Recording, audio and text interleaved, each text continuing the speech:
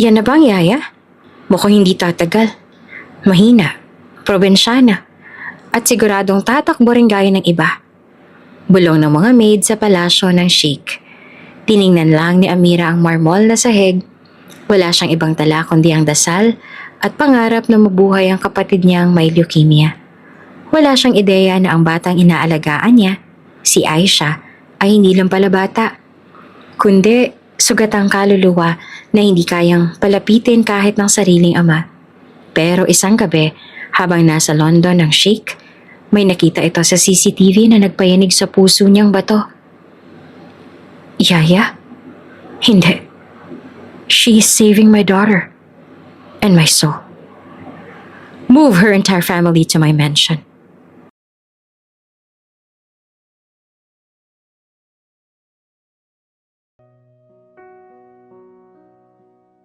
Sa loob ng masikip at mainit na kwarto sa Tondo, tahimik na nag-empake ng kanyang lumang maleta si Amira Santos. Wala man siyang sinasabi, malinaw sa kanyang mga mata ang bigat ng pasyang ginawa niya. Iiwan ang sariling bayan, ang pamilya, at ang lahat ng nakasanayan upang sumubok sa isang mundong hindi niya kabisado.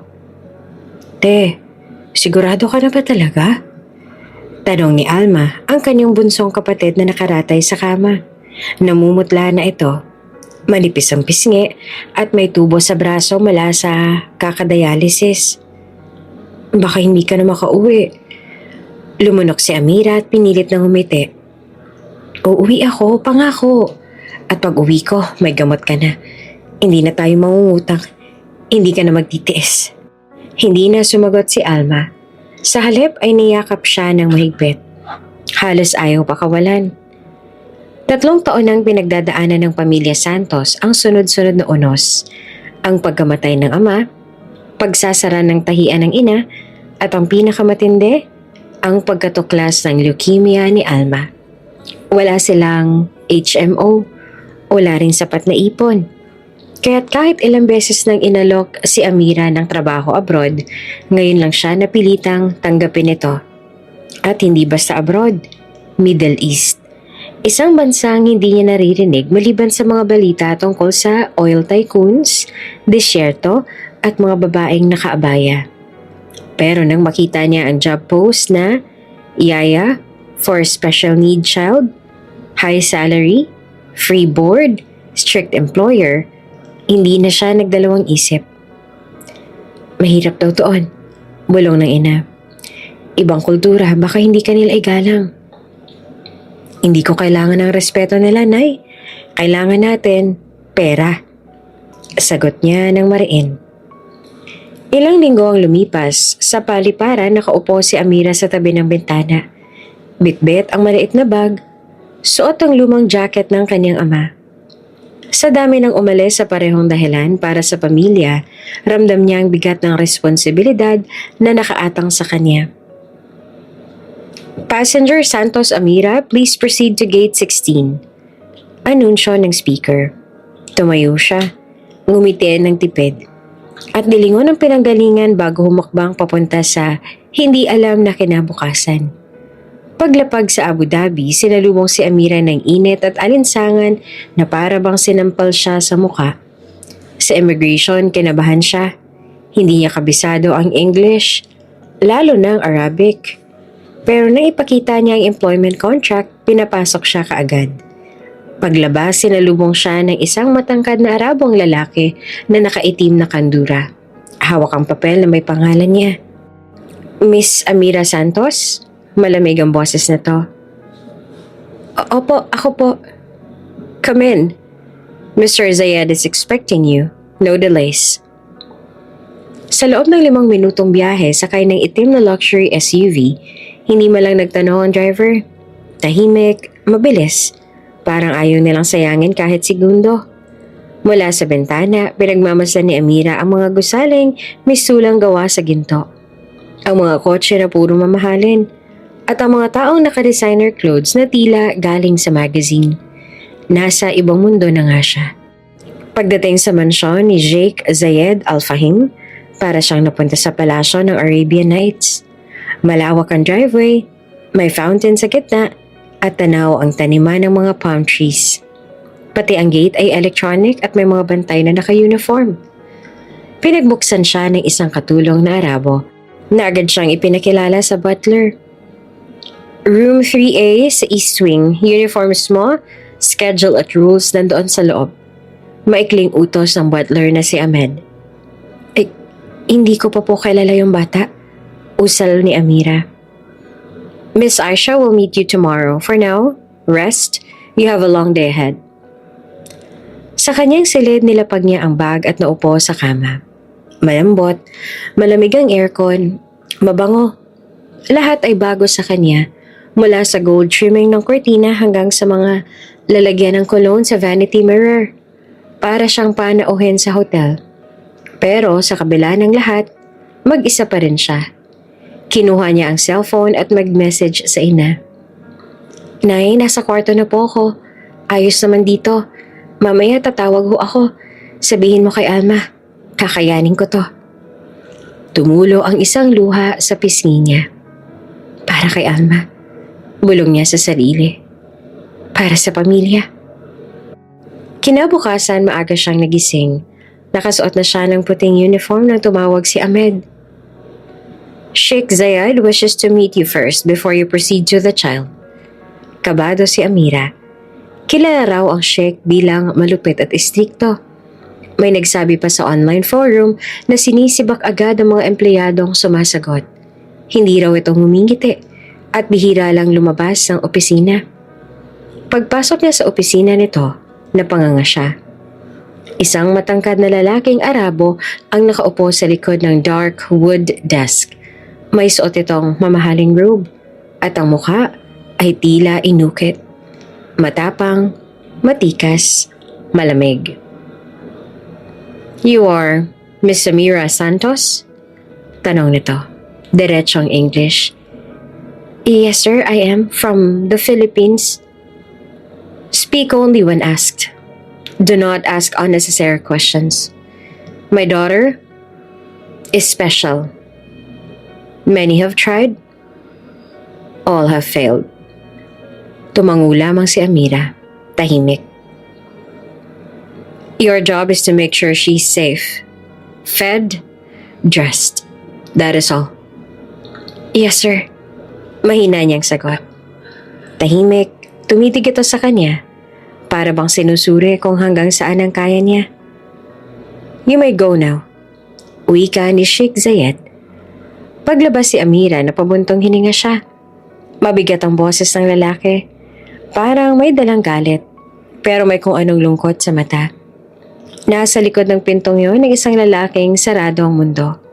At sa kabilang pintuan, ang batang babae na kailanman ay hindi nakaramdam ng yakap ng isang ina. Handa na ba siyang maging liwanag sa gitna ng desyertong ito? Hindi pa niya alam. Pero sigurado siyang kahit imposible, susubukan niya. Para sa kapatid niyang si Alma. At para kay Aisha, ang batang hindi pa niya kilala, pero tsak niyang mamahalin. Maaga pa lang ay gising na si Amira. Maaliwalas ang kanyang kwarto pero ramdam niya ang kaba sa dibdib. Ito na ang unang araw na makikilala niya si Aisha. Ang batang dahilan kung bakit siya narito sa napakalaking mansyong parang palasyo. Tahimik siyang nag-ayos ng sarili at nagdasal bago lumabas. Pagbaba niya sa East Wing, sinalubong siya ni Fatima, ang matandang katulong na may maamong mukha. Yaya Amira, this way, sabi nito sa kalmadong tono.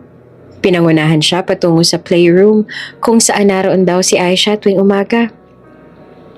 Habang naglalakad, napansin ni Amira ang katahimikan ng buong mansyon. Walang tawanan, walang sigawan ng bata. Para bang kahit may mga ilaw at karangyaan, wala itong buhay. Huminto si Fatima sa harap ng puting pinto na may disenyong ukit ng mga bulaklak. Prepare yourself, bulong nito. You will need more than patience. Pagbukas ng pinto ay napalinga si Amira. Malawak ang kwarto, puno ng laruan. Mga imported na manika, Lego sets, stuffed animals. Pero lahat ay hindi gamit. Sa sulok may maliit na bata na nakaupo sa sahig.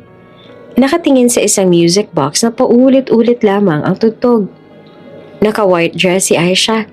Mahaba ang buhok, mestiza at napakaganda.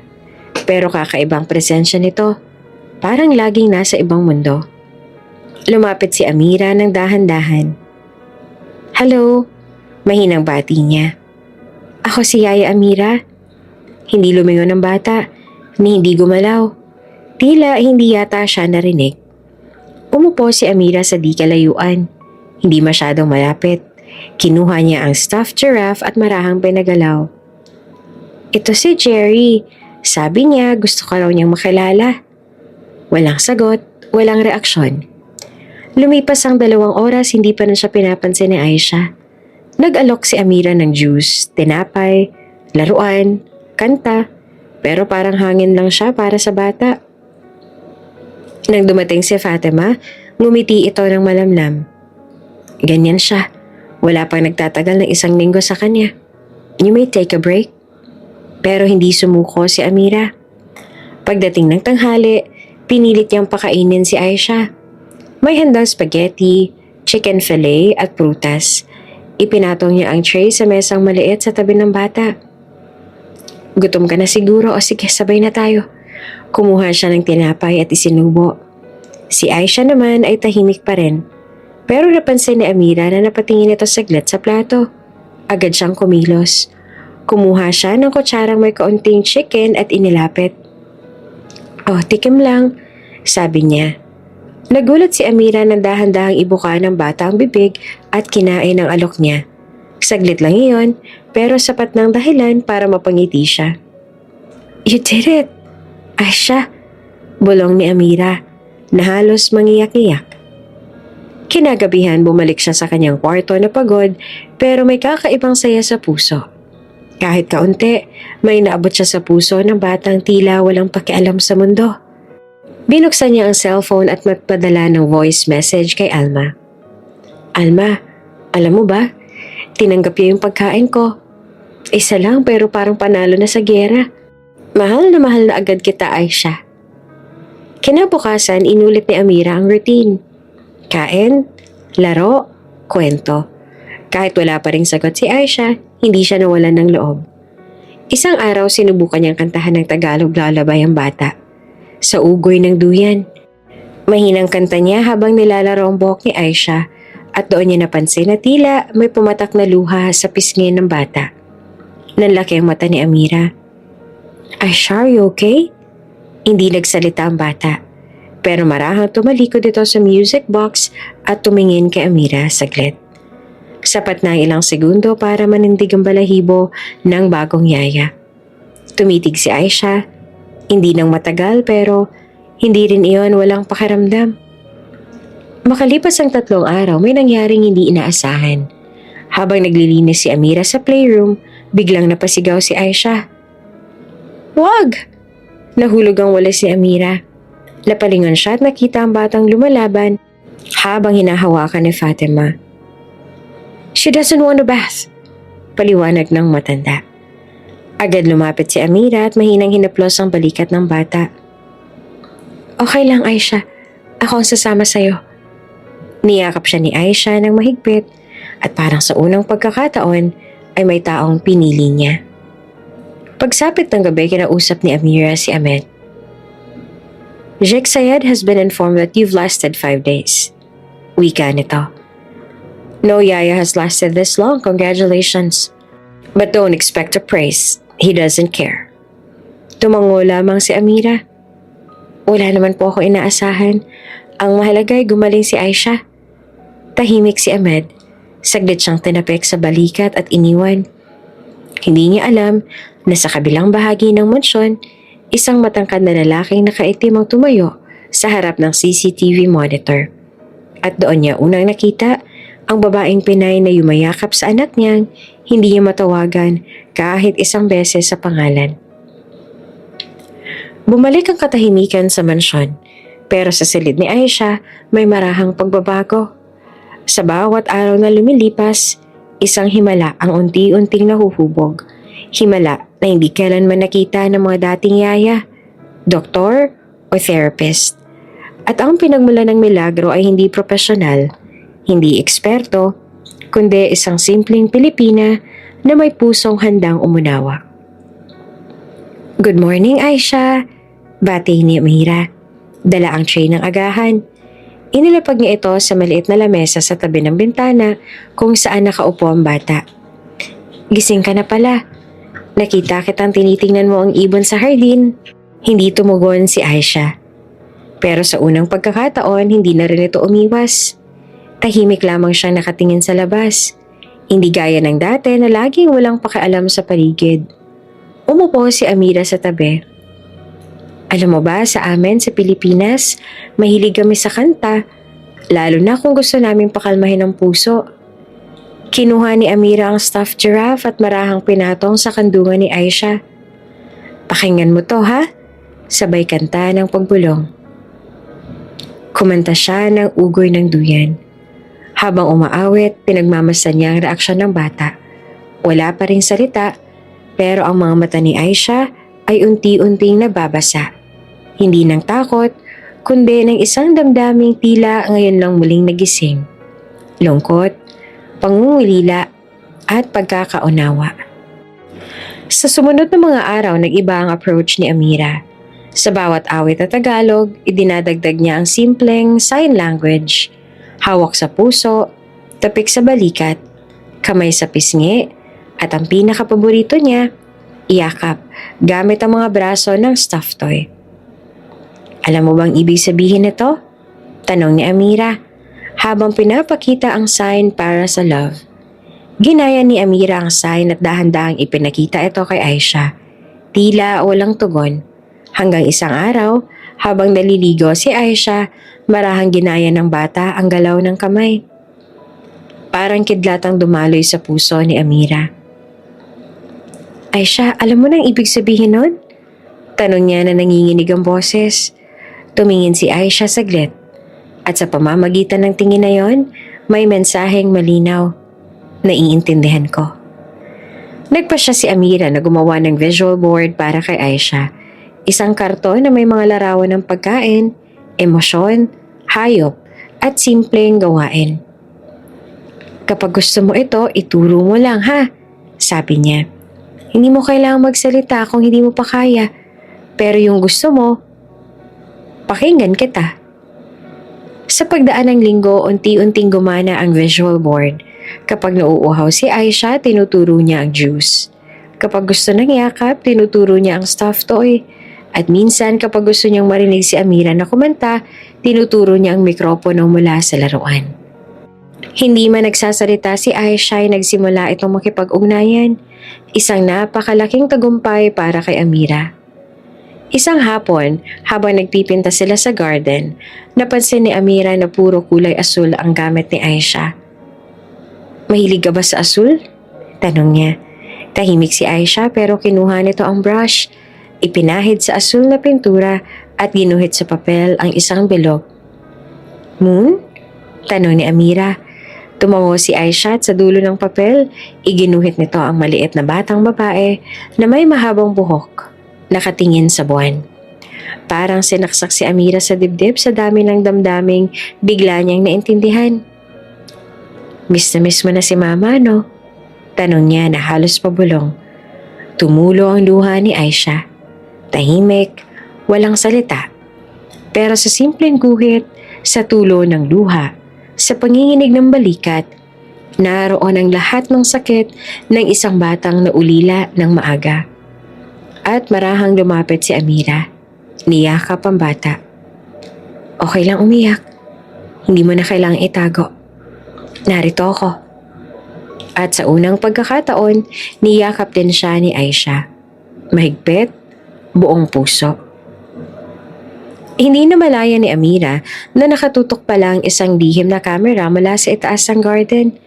Isang security CCTV na nakalink sa office ni Sheikh Zayed. Sa loob ng kanyang opisina, tahimik na pinanood ng binata ang eksenang iyon. Ang kanyang anak na nasa loob ng 6 na taon ay hindi tumugon sa mga doktor. Ngayon ay nagpipinta, tumuturo at yumayakap. Hindi niya alam kung ano ang kanyang naramdaman. Galak? Takot? Inggit? O pag-asa? Kinagabihan habang natutulog si Aisha, binalhan ito ni Amira ng nightlight na hugis buwan. Isang maliit na liwanag na ipinatong niya sa tabi ng kama. Para hindi ka na matakot, bulong niya. Para kahit malayo ang langit, may buwan pa rin sa tabi mo. Pahaplos niyang inayos ang kumot ng bata. At nang lalabas na siya ng silid, narinig niya may mahinang tunog. Mama? Napahinto si Amira. Dahan-dahan siyang lumingon. Si Aisha, nakapikit pa rin. Pero ang labi ay gumalaw. Mama? Nanlaki ang mga mata ni Amira. Hindi siya sigurado kung gising ba ang bata o nananaginip. Pero isang bagay ang tiyak. May boses ang katahimikan. At ang boses na yon, kahit mahina, ay patunay na unti-unti nang nabubuhay muli ang batang minsang iniwan ng mundo. Tahimik ang gabi sa mansyon. Tila isang ingranding museo na pinipiling itago ang sarili sa dilim. Sa isang sulok ng silid tulugan ni Aisha, marahang humihinga ang bata habang nasa tabi nito si Amira. Binabasa ng kwentong Tagalog tungkol sa isang diwata at batang ulila. At sinabi ng diwata, kahit wala kang magulang, basta may taong nagmamahal sa'yo, may tahanan kang matatawag. Wika ni Amira habang pinagmamasan ang batang nakikinig na. Kahit hindi tumugon, ay tahimik na nakangiti. Ganito ang gabi-gabing routine nila. Isang tahimik na kasunduan. Hindi kailangang magsalita, sapat ang presensya. Ngunit sa kabilang bahagi ng mansyon, isang lalaki ang muling iniiwasan ng kanyang personal na impyerno. Si Sheikh Zayed Al-Fahim ay nasa gitna ng video call kasama ang mga kliyente mula sa London. Suot ang itim na suit, matikas, walang bahid ng pagod sa boses. Kahit ilang araw na siyang walang tulog, ang mga mata niya ay mahigpit laging nakatingin sa screen, parang laging magbinabantay ang gyera. Close the energy contract and no delays on the Dubai expansion. Mariing utos niya bago pinatay ang tawag. Pagkatapos ng meeting, tumayo siya at lumipat sa minibar sa gilid ng opisina. Kumuha ng baso ng tubig, ngunit hindi niya ito agad na inom. Sa halip, napatingin siya sa isang lumang larawan. Si Nadine, ang yumaong asawa. Nakangiti habang buhat-buhat ang bagong silang na si Aisha. Hindi ko alam kung paano, Nadine. Bulong niya sa sarili. Hindi ko alam paano maging ama sa batang. Kinuha ka. Simula nang mawala si Nadine sa isang car accident 5 taon na ang nakakaraan, tila huminto ang oras para kay Zayed. Hindi niya matanggap ang pagkawala. At mas lalong hindi niya matanggap na naiwan sa kanya si Aisha. Isang sanggol na mula sa araw ng pagkasilang ay tila naging paalala ng sakit ng pagkawala. Ang bata ay hindi umiiyak, hindi rin humingi ng yakap. Lumaki si Aisha na parang wala sa sariling katawan, tila kaluluwa lang sa isang lumalaking katawan. Maraming therapist ang dumaan, mga dayuhang eksperto, mga Arabong tagapag-alaga, mga espesyalistang may degree. Lahat sila sumuko. Wala ni isa nakakuha ng tiwala ng bata. Kaya't unti-unting tinalikuran na ni Zayed ang pagtatangkang palapitin ng sarili sa anak. Wala siyang lakas para tignan ang mga mata nitong walang laman at baka makita doon ang alaala ni Nadine. Hanggang isang gabi, habang dumaraan sa hallway, nadaanan niya ang playroom na bukas ang ilaw. Narinig niya ang mahinang tawa, isang tunog na halos hindi niya na maalala. Napatigil siya. Tawa? Bulong niya. Lumapit siya ngunit hindi niya tinuloy ang pagbukas ng pinto. Sa loob ay nakita niya si Aisha, nakaupo sa sahig. Pinipindot ang isang toy piano habang si Amira naman ay pumapalakpak. Isang larawang hindi niya akalaing posibleng mabuo sa bahay na iyon. Umiling siya at lumayo. Imposible, bulong niya. Baka nagkataon lang. Kinabukasan habang nasa opisina siya, tinawag siya ni Ahmed. Sir, I just want to report, Miss Aisha has eaten a full plate of breakfast on her own. Imposible, sagot niya agad. She requested the orange juice by pointing, sir, and she smiled at Miss Amira. Hindi agad sumagot si Zayed. Pinikit niya ang mga mata at marahang bumuntong hininga. Thank you for the update. Hindi niya alam kung matutuwa ba siya o matatakot. Ayaw niyang bigyang kahulugan ng pagbabago. Natuto na siyang huwag umasa. Natuto siyang masaktan ng tahimik. Samantala, sa silid ni Aisha, abala si Amira sa paggawa ng scrapbook. Pinadrawing niya si Aisha ng paborito nitong hayop. Isang dolphin, habang siya naman ay nagugupit ng mga larawan ng alon, ulap at araw. Kapag may scrapbook na tayo, pwede nating ikwento ang lahat ng gusto mong tandaan. Paliwanag niya. At balang araw kapag marunong ka na magsulat, lalagyan mo to ng pangalan mo. Nakangiti lamang si Aisha, hindi pa rin nagsasalita. Pero ang mata niya ay puno ng kuryosidad at ang kamay ay aktibo sa pagguhit. Hindi ito ang parehong batang unang nakita ni Amira noong araw na dumating siya. Ito ay isang batang muling ginuguhit ang sarili. Dahan-dahan, pahapyaw, ngunit may pag-asa. Sa gabi, nagpadala si Amira ng voice message kay Alma.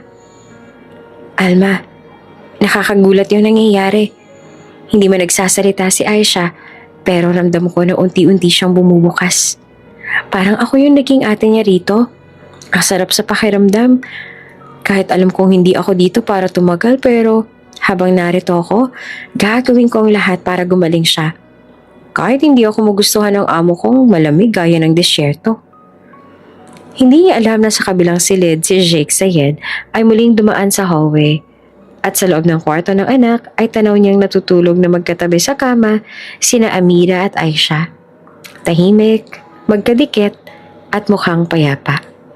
Nagtagal siya roon. Hindi siya kumibo. Pero may isang tanong na paulit-ulit sa kanyang isip.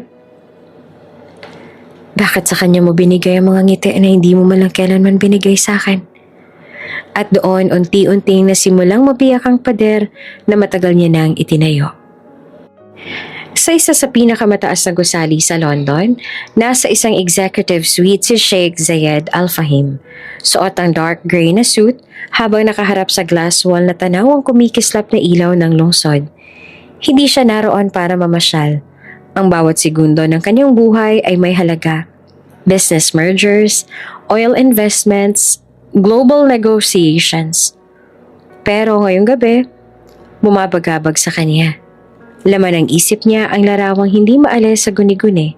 Si Aisha, nakangiti, habang pinupunasan ni Amira ang pintura sa kanyang pisngi. Isang eksenang nakita niya ilang araw nang nakalipas mula sa security monitor. Isang eksenang hindi niya akalaing posible. Boss signed ang kontrata ng mga taga-Singapore. Ulat ni Karim, ang kanyang secretary, habang may dalang tablet. Kailangan niyo rin po maghanda para sa 9 p.m. call with the US investors. Hindi sumagot si Zayed agad. Sa halip, kinuha niya ang sarili niyang tablet at binuksan ang security app na nakalink sa Abu Dhabi Mansion. Login, connect, live, nanny room, active, play. Sa screen, lumitaw ang eksenang tila sumampal sa lahat ng kanyang paniniwala. Sa loob ng kwarto ng bata ay naroon si Amira. Nakaupo sa sahig. Nakasuot ng simpleng pajama habang pinapatulog si Aisha na nakahiga sa kanyang kadungan. Hindi lang iyon na nakakagulat. Si Aisha, tumatawa. Hindi palahaw, hindi pilit. Isang tawa na parang musika. Mataas, malambot, at puno ng buhay. Nanlaki ang mga mata ni Zayed, pero hindi pa doon nagtatapos. Good night, Aisha. Bulong ni Amira habang hinahaplos ang buhok ng bata. At sa isang iglap, narinig ni Zayed ang tinig ng kanyang anak. Mahina, ngunit malinaw. Mama. Ang basong hawak ni Zayed ay nahulog sa marmol na sahig ng suite. Nagkabasag-basag, pero wala siyang pakialam. Napaatras siya mula sa screen. Nanginginig ang mga kamay. Mama? Sa 6 na taon ng buhay ni Aisha ni minsan ay hindi ito nagsalita sa kanya. Ni isang baba o papa, kahit anong therapist ang dumaan, kahit anong laruan ang binili. Pero sa isang yaya, isang dayuhang babae lang na sa paningin ng mundo. Sinabi ng kanyang anak ang salitang yun. Hindi na tinapos si Zayed ang meeting. Tinawagan niya agad si Karim. Cancel everything now. Sir, but the US investors. Tell them I'm going back to Abu Dhabi tonight. I want my jet ready in 20 minutes. But, I said now. Walang paliwanag, walang tanong. Ganon siya kung magdesisyon. Mabilis, mabagsik at walang pasubali. Pero ang hindi alam ni Karim sa unang pagkakataon, sa mahabang panahon, may nagpagulo sa matatag na puso ng tinaguriang desert ice. Sa biyaheng pabalik, hindi siya mapakali. Hindi niya alam kung galit ba siya o masyadong gulat. Sa loob ng private jet, paulit-ulit niyang pinapanood ang clip mula sa CCTV. Tumawa ang anak niya. Tinawag si Amira na mama. Para siyang kinutuban. Para siyang tinamaan. Ang dami niyang tanong. Bakit si Amira?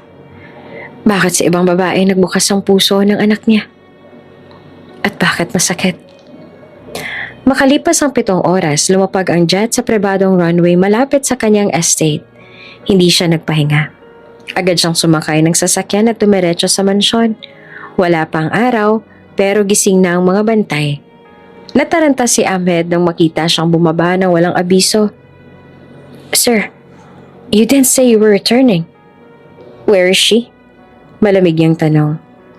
Miss Amira, nasa silid po ni... Hindi na ito natapos. Dumiretso si Zayed sa hallway pa east wing. Binuksan ang pinto ng kwarto ng anak at doon niya nakita ang tanawing tuluyang gumiba sa pader ng kanyang pagkatao.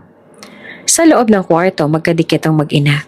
Si Amira mahimbing ang tulog sa gilid ng kama at si Aisha nakaakap sa kanya. May ngiti sa labi kahit tulog. Tahimik pero buo ang ekspresyon. Para bang sa wakas ay may kapayapaan. Napakapit si Zayed sa doorframe. Ang dibdib niya ay masyadong masikip. Parang may pinipigil na luha pero hindi siya umiiyak. Hindi siya umiiyak. At doon sa katahimikan ng madaling araw, nabulong niya sa sarili. Anong ginawa mo sa anak ko, Amira? Hindi pa rin gumagalaw si Amira. Wala siyang kamalay-malay na ang lalaking minsang nagbigay ng babala sa kanyang huwag magtanong, ngayon ay nakatayo. Tahimik na pinagmamasan ang pinakapayapang sandali sa buhay ng kanyang anak. Para siyang nawala ng kontrol. At sa isang segundo na pagtanto niyang hindi lamang si Aisha ang binago ng presensyang ito. Kinabukasan bago pa man magising si Amira, ipinatawag niya si Ahmed. Prepare a meeting with the family tracing team. I want details about Amira Santos. Her background, her family, her needs. Sir, is there a problem? Zayed stared out the window, his voice lower, calmer but firm. Wala, pero gusto ko malaman kung anong klaseng puso ang meron ng babaeng yon. At bakit yon ang unang nakapasok sa puso ng anak ko? Sa unang pagkakataon sa loob ng maraming taon, hindi si Sheikh Zayed ang unang gumising sa sariling bahay. Iyon ay dahil halos hindi siya natulog. Mula nang makita ang anak na mahimbing na nakayakap kay Amira, parang may gumugulo sa kanyang loob. Isang damdaming hindi niya maipaliwanag, ni matanggap. Isang bahagi ng puso niyang matagal nang pinatay. Ngayon ay tila sinusubukang muling mabuhay. 8:00 ng umaga, dumugaw siya mula sa veranda ng kanyang opisina. Tanaw niya mula roon ang garden sa ibaba, kung saan naroon sina Amira at Aisha. Magkayakap habang binabasa ang isang makulay na aklat. Si Aisha ay patuloy na tumatawa sa bawat kwentong binibigkas ni Amira gamit ang animated na boses. Iyon ang tunog na matagal nang hindi niya naririnig. Ang tawa ng sariling anak. Napapikit si Zayed, hindi niya mapigilan. At doon, sa gitna ng katahimikan, isang patak ng luha ang tumulo mula sa kanyang mga mata. Mabilis siyang pinunasan ito. Galit siyang bumuntong hininga. Ano ba to? Bulong niya. Hindi ako ganito. Pero totoo, may kakaiba sa nararamdaman niya. Hindi lang siya naantig sa pangiti ng anak, kundi sa kung sino ang dahilan nito. Amira Santos. Pagbaba niya, pinigilan niya ang sarili na lapitan ng dalawa. Sa halip, tinawag niya si Ahmed sa study room. May report na ba tungkol sa background ni Amira? Yes, sir. Sagot ni Ahmed. 28 years old from the Philippines. Cum laude sa kursong education, pero hindi nakapagturo dahil sa kalagayan ng kanyang pamilya. Breadwinner. May kapatid na may leukemia. Ina na may rayuma. Ang tatay ay namatay 2 taon nang nakakaraan. She accepted this job dahil kailangan niyang bayaran ng utang sa ospital. Tahimik si Zayed habang nakikinig. Para siyang may mabigat na batong inilapat sa dibdib sa bawat detalye. She never lied about her experience. Patuloy ni Ahmed.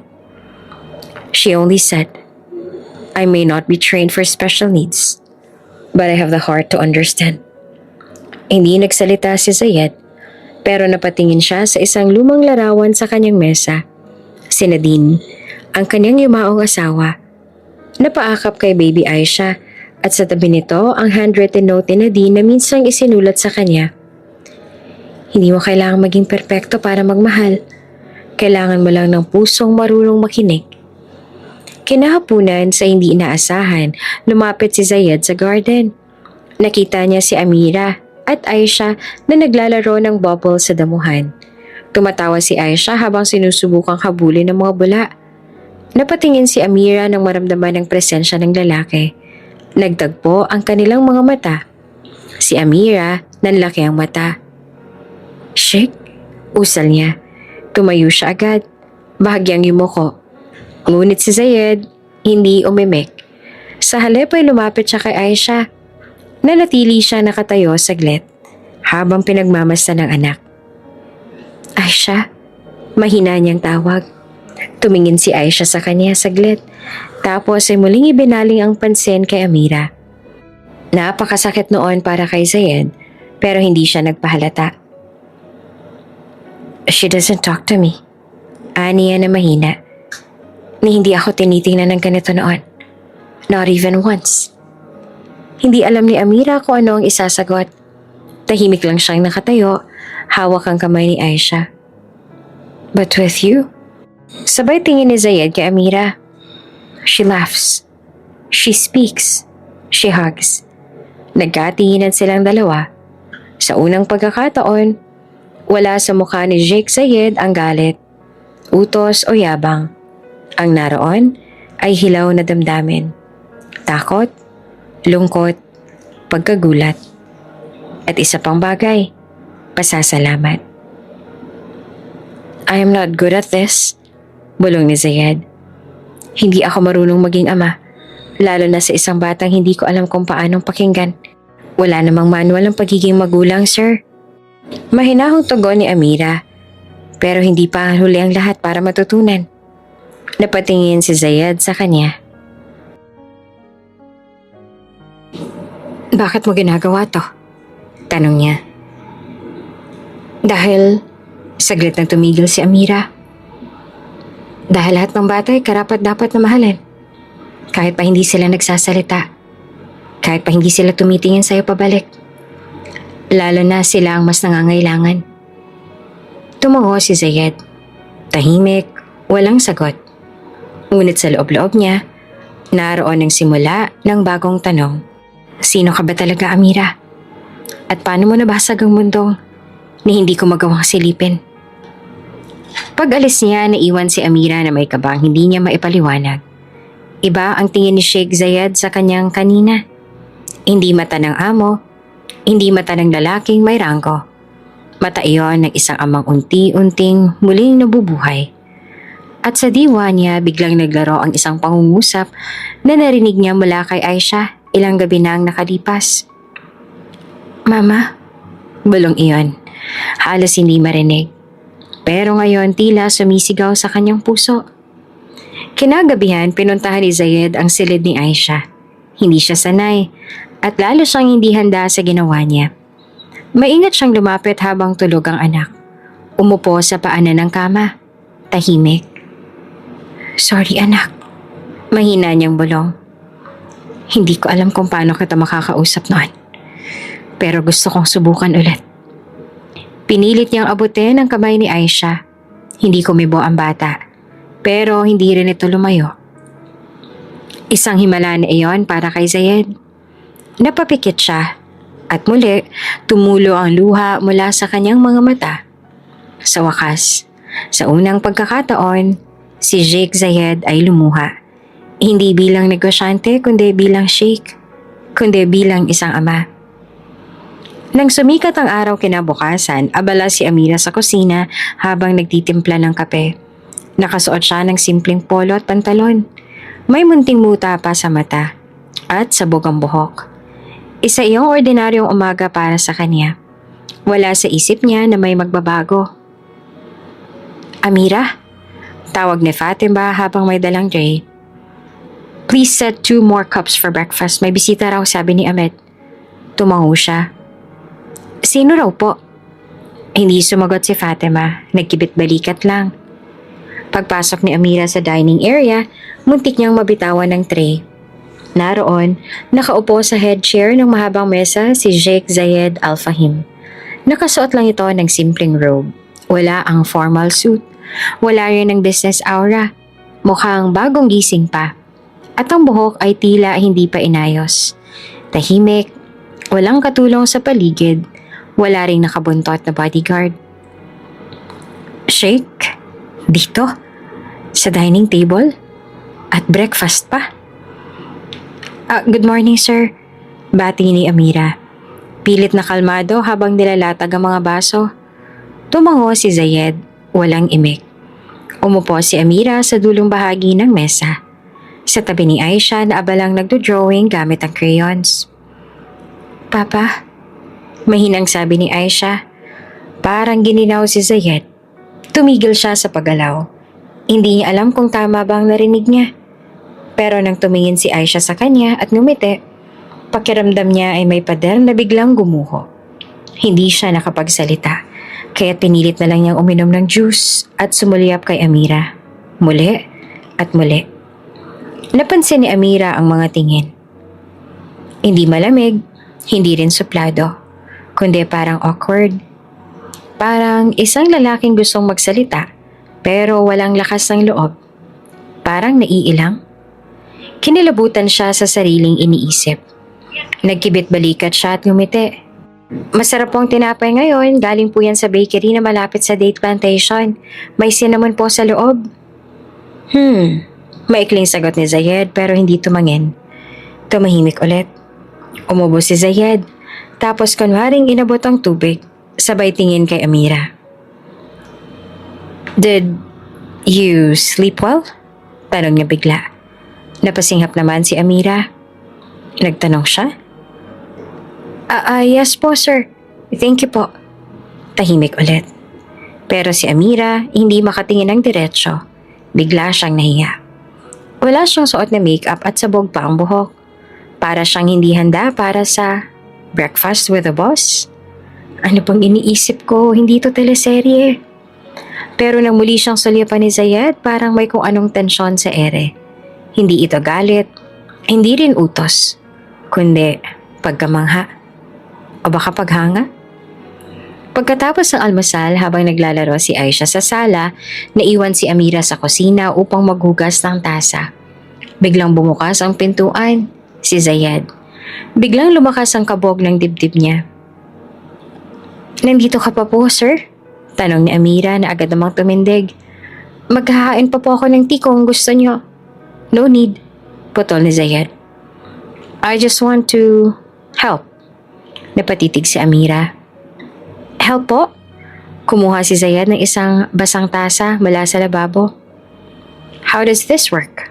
Tanong niya habang tinignan ang sabon. Hindi naman makapaniwala si Amira. Ang pinakamakapangyarihang tao sa buong Abu Dhabi, naghuhugas ng tasa?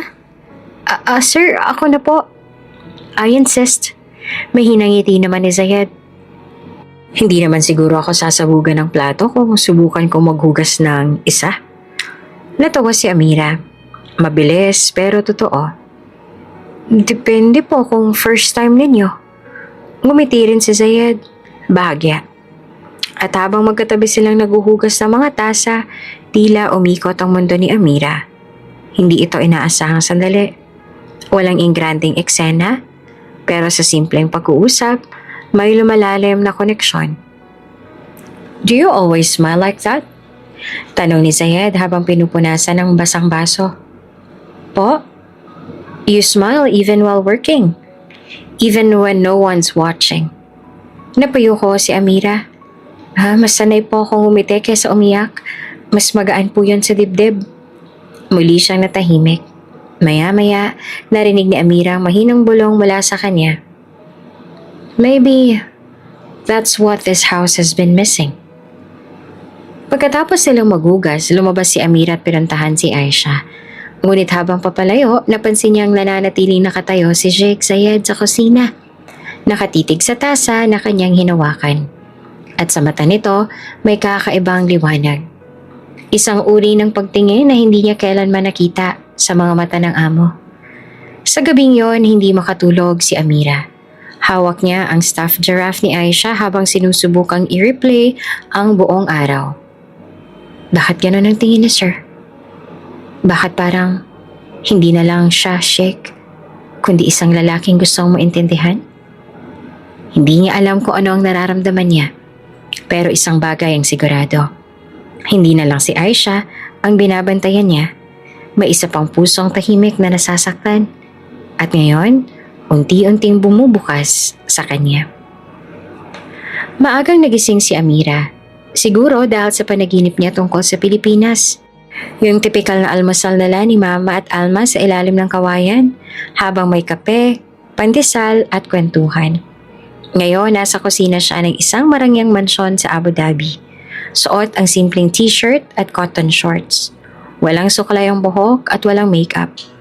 Hiniram lang niya ang bathrobe na puti mula sa laundry room dahil medyo malamig. Habang pinipiga ang kapeng barako sa pamamagitan ng manual filter na dala pa niya mula sa Pilipinas, napakanta siya ng mahina. "Kapeng barako, init ng puso. Sa bawat lagok ay may pag-ibig mo." Napangiti siya sa sarili. Sa ilang linggo niya roon, ito ang una niyang tahimik na sandali para sa sarili. Pero ang katahimikan ay biglang nabasag ng mahina at paos na tinig. "That's new?" Napatigil si Amira at napalingon siya. At doon parang natunaw ang kaluluwa niya. Nasa may pintuan si Sheikh Zayed. Nakaputing robe, wala pang suklay ang buhok. Bahagyang namumungay pa ang mga mata. At Diyos ko, nakapaa. Ang lalaking laging nakasuot ng formal parang palaging galing meeting. Ngayon ay mukhang tao. Magandang umaga po, sir." Bulalas ni Amira. Agad tinikom ang buhok at nagtakip ng katawan gamit ang robe. Pasensya na po, ako lang po to. Nagkape lang po ako." Ngumiti si Zayed. Bahagya lang pero totoo. "I didn't know someone could sing about coffee that sweetly at 6 a.m. Namula si Amira. "Ay, nakasanayan ko lang po. Kapag kasi may kape, masayang umaga." Tumango si Zayed. "Mind if I try?" Agad siyang tinungga ng tasa ni Amira. Pag-abot niya, nagtama ang mga daliri nila sa hawakan ng mug. Kapwa sila napatigil. Ilang segundo, 2, hanggang biglang clank! Nalaglag ang isang tasa mula sa lababo at nabasag. "Ay, Diyos ko!" Napakapit si Amira sa dibdib habang si Zayed naman ay mabilis na yumuko. Sorry, ako na po, sir." Wait. Don't move barefoot." Mabilis na sagot ni Zayed. Pareho sila napayuko sa ilalim ng counter para pulutin ang basag na tasa. At doon, nagkabungguan ang kanilang mga ulo. "Ay!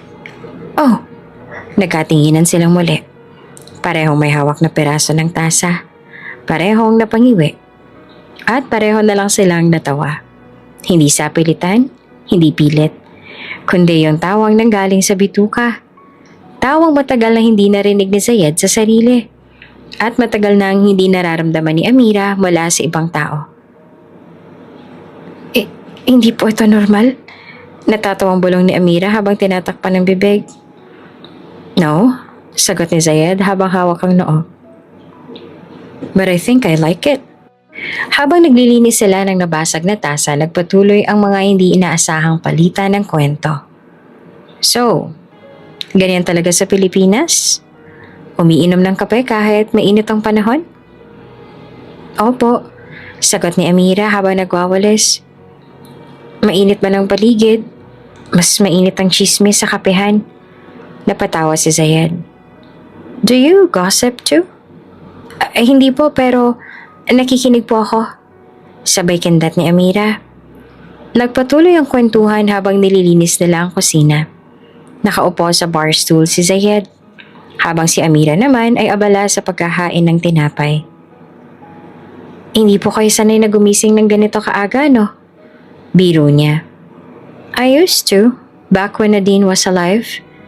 Natahimik ang dalawa. Biglang nag-iba ang hangin. Tumango si Amira. Mabait po siguro siya. She was everything I'm not. Sagot ni Zayed. She laughed a lot like you. Hindi alam ni Amira kung matutuwa ba siya o maiilang. Ngunit bago pa siya makasagot, nag-ring ang telepono ni Zayed. Tumayo siya, binalik ang kanyang maestrong anyo. I have to take this.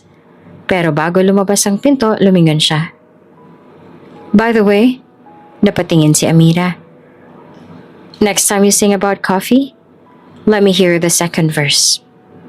Ngumiti si Amira at sa loob-loob niya, parang may kapeng unti-unting pinakukulaan ng puso niya. Nang makabalik siya sa silid, nakita niya si Aisha na gising na, nakangiti at ginuguhit silang tatlo. Siya, si Amira at si Zayed na magkasama sa lamesa. May hawak na tasa ng kape. Mama, bulong ni Aisha sabay turo sa guhit. Papa, dugtong niya sabay turo sa mas malaking figure. At doon tumulo na ang luha ni Amira. Hindi dahil sa lungkot, kundi dahil sa isang tanong na hindi niya maipaliwanag. Bakit parang ayoko nang mawala sa kwadrong to? Masaya ka ba dito, Aisha? Tanong ni Amira habang hinahawakan ng kamay ng bata sa kanilang coloring activity sa veranda. Tumango si Aisha. Sabay turo sa larawan nila ni Amira na drawing niya kahapon. Lagi po tayong magkasama, di ba? Dagdag pa ni Amira. Ngumiti naman ang bata tsaka yumakap. Ngunit ang katahimikan ng sandali ay naputol nang biglang sumulpot si Ahmed sa pintuan. Miss Amira, you are requested to bring Aisha to the main receiving area. Sheikh Zayed has a visitor. Sino po? Usisa ni Amira.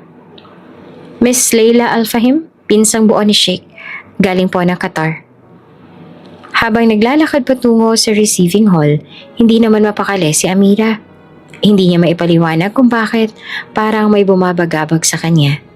Hanggang sa bumukas ang pintuan at bumungad ang isang babaeng tila Diyosa ng disyerto. Oops! May break muna! Gusto mo bang ma-shoutout dito sa channel ni Ate Jane?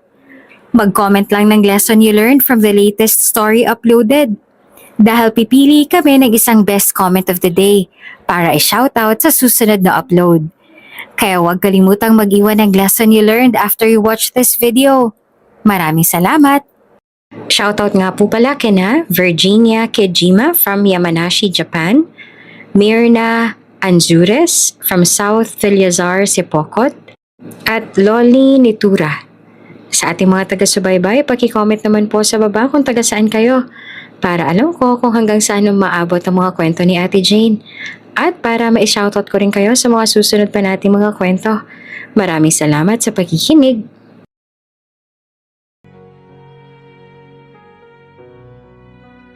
Si Laila, naka-designer na abaya, may mamahaling alahas at malamuestra ang kilos. Umuusok sa karisma. Oh my, this must be Aisha. Bulalas ni Laila na agad lumapit at hinalikan ng bata sa pisngi. She is adorable. Ngunit agad ding lumingon si Laila kay Amira. Mula ulo hanggang paa na para bang sinusukat siya. And you are? Amira po, yaya ni Aisha. Magalang niyang tugon. I see. Sabay ngiti ni Laila pero halatang peke. Dumating si Sheikh Zayed mula sa likuran, nakasuot ng casual suit. Layla, bati nito. Thank you for coming. Ngunit ang pagyakap nilang magpinsan ay hindi basta pang pamilya. Sa mata ni Amira tila may ibang lambing, sa mata ni Layla habang yumayakap at kumakapit sa braso ni Sheikh. Of course, Zayed, for you. Always. Tahimik lamang si Amira. Habang nakaupo sa gilid kasama si Aisha, panay ang kwentuhan ni Zayed at Layla. Tawa dito, halakak doon.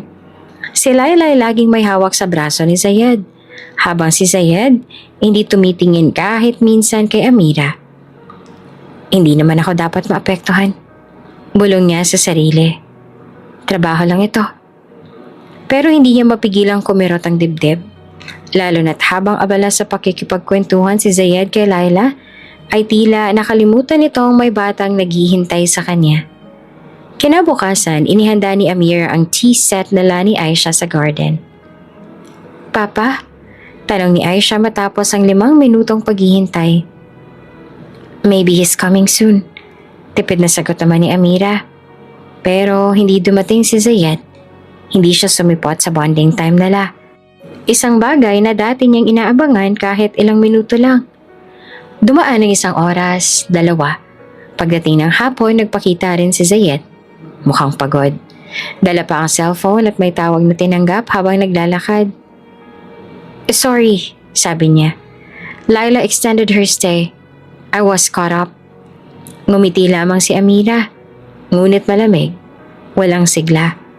Wala ang karaniwang sigaw niyang, "Good morning, sir." Napansin naman ni Zayed iyon. Are you mad?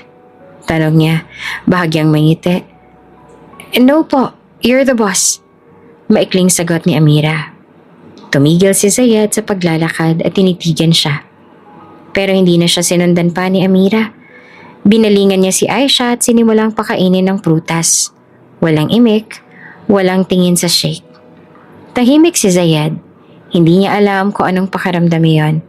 Pero hindi niya gusto. Ilang araw ang lumipas, mas lalong naging tahimik si Amira tuwing naroon si Zayed. Hindi siya basta umiiwas, pero hindi rin siya nagkukusa. Palagi siyang may ginagawa. Palaging abala. Si Aisha naman ay tila napapansin ng tensyon pero hindi maintindihan. Isang hapon, dumating ang isang delivery van sa mansyon. May bagong batch ng art supplies para kay Aisha. Isa sa mga staff ang lumapit kay Amira. Miss, ikaw raw ang pipirma? Lumapit siya sa gate. Miss Amira, tama ba? Pati ng delivery guy. Morenong Pinoy, matangkad, medyo tisoy at halatang masiyahin. Opo, ako nga po. Ang ganda mo pala sa personal. Nakakatuwang malaman na may kabayan dito. Napangiti si Amira. Ay, salamat po. Sandali lang po at pipirma ako. Naku, kahit pirma mo lang, kinikilig na ako. Pabirong sabi pa ng lalaki. Kuya naman, sabay tawa ni Amira. Natatawa siya pero halatang hindi sanay. Biglang may lumapit. She's busy. Tumigil ang lahat. Si Sheikh Zayed, nakasuot ng itim na polo, malalim ang titig sa delivery guy. She works for me. Kindly leave after the delivery. Nagkatitigan sila ng lalaki bago ito tipid na tumango at umalis. Tahimik, masyado. Naiwan si Amira, hawak ang pen. Nanlaki ang mata. Sir? Just doing my job. Sagot ni Zayed sabay alis. Pero habang palayo siya, hindi niya napansin ang ngiti ni Amira. Napilit niyang pinigilang ilabas. Kinagabihan habang nag-aayos ng kama si Amira, lumapit si Aisha at inilagay sa dibdib niya ang isang crayon drawing. 3 tao sa gitna ng hardin. May araw, may mga bulaklak. At ang caption sa itaas, sulat kamay ni Amira para kay Aisha noong nakaraang linggo. Tayo ang bahaghari. Sa drawing, ang lalaki ay may hawak na kape. Ang babae ay may hawak na tase rin. At ang batang babae ay nakasabit sa gitna nila. Zayed, Amira, Aisha. Napahawak si Amira sa dibdib. Hindi niya alam kung bakit ang simpleng mga sulyap, hindi sinasadyang salusan at mga paasang hindi sinasabi ay tila bumubuo ng isang damdaming pilit niyang iniiwasan. Pero naroon na, tumitibok na, at umaasa. Gabing tahimik sa buong mansyon. Sa labas, ang hangin sa disyerto ay malamig at banayad. Sa loob ng silid ni Aisha nakahiga ang bata sa kanyang kama. Himbing na himbing habang nakaakap sa stuffed giraffe na binili ni Amira nung una pa lang siyang dumating. Sa tabi ng kama nakaupo si Amira. Tahimik habang hinihintay na makatulog ng buo ang bata. Dahan-dahan siyang tumayo upang lumabas nang hindi ito magising. Pagbukas niya ng pinto ay nagulat siya. Nakatayo sa hallway si Jake Zayed. Nakasuot ito ng light green na pajama at plain white shirt. Hindi sanay si Amira na makita itong walang formalidad.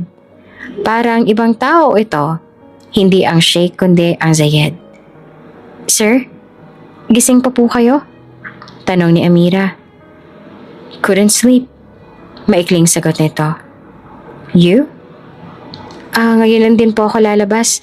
Nakatulog na si Aisha." Tumango si Zayed. Saglit silang nagkatitigan bago ito nagsalitang muli. "Walk with me?" Tahimik silang naglakad sa garden. Walang gwardya, walang bodyguard. Parang dalawang ordinaryong tao lamang.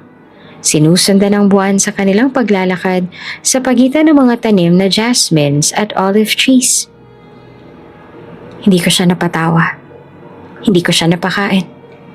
Hindi ko siya napayakap sa akin. Sabi ni Zayed sabay buntong hininga. "Pero ikaw ang nagawa lahat ng yun." "Bakit?" Napatigil si Amira, hindi agad nakasagot. "Hindi naman kita kalala. Hindi ka rin profesional. Pero ibinigay mo ang sarili mo sa isang batang hindi naman sa'yo." Dagdag pa ni Zayed. "So tell me, Miss Santos, why?"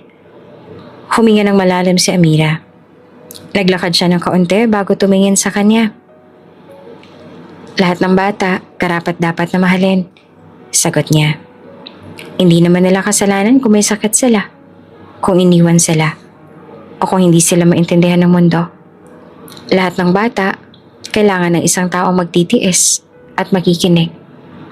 Tumahimik si Zayed. "Ginagawa ko to hindi dahil gusto kong mapansin o may kapalit. Ginagawa ko to dahil alam ko kung anong pakiramdam ng isang batang hindi marinig.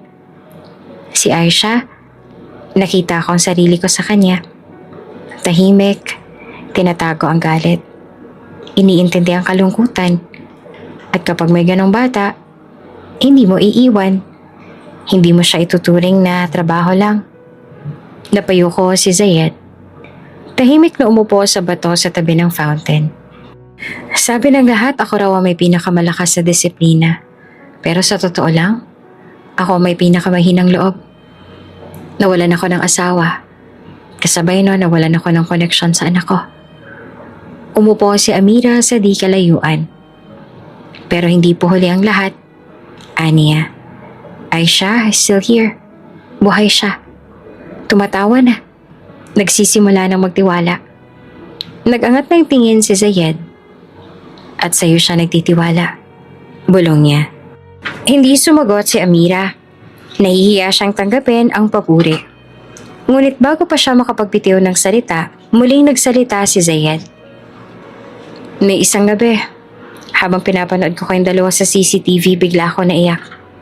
First time kong umiyak, simula nang mamatay si Nadine." Napatingin si Amira sa kanya. Hindi niya alam kung lalapitan ba niya ito o maglalakad palayo.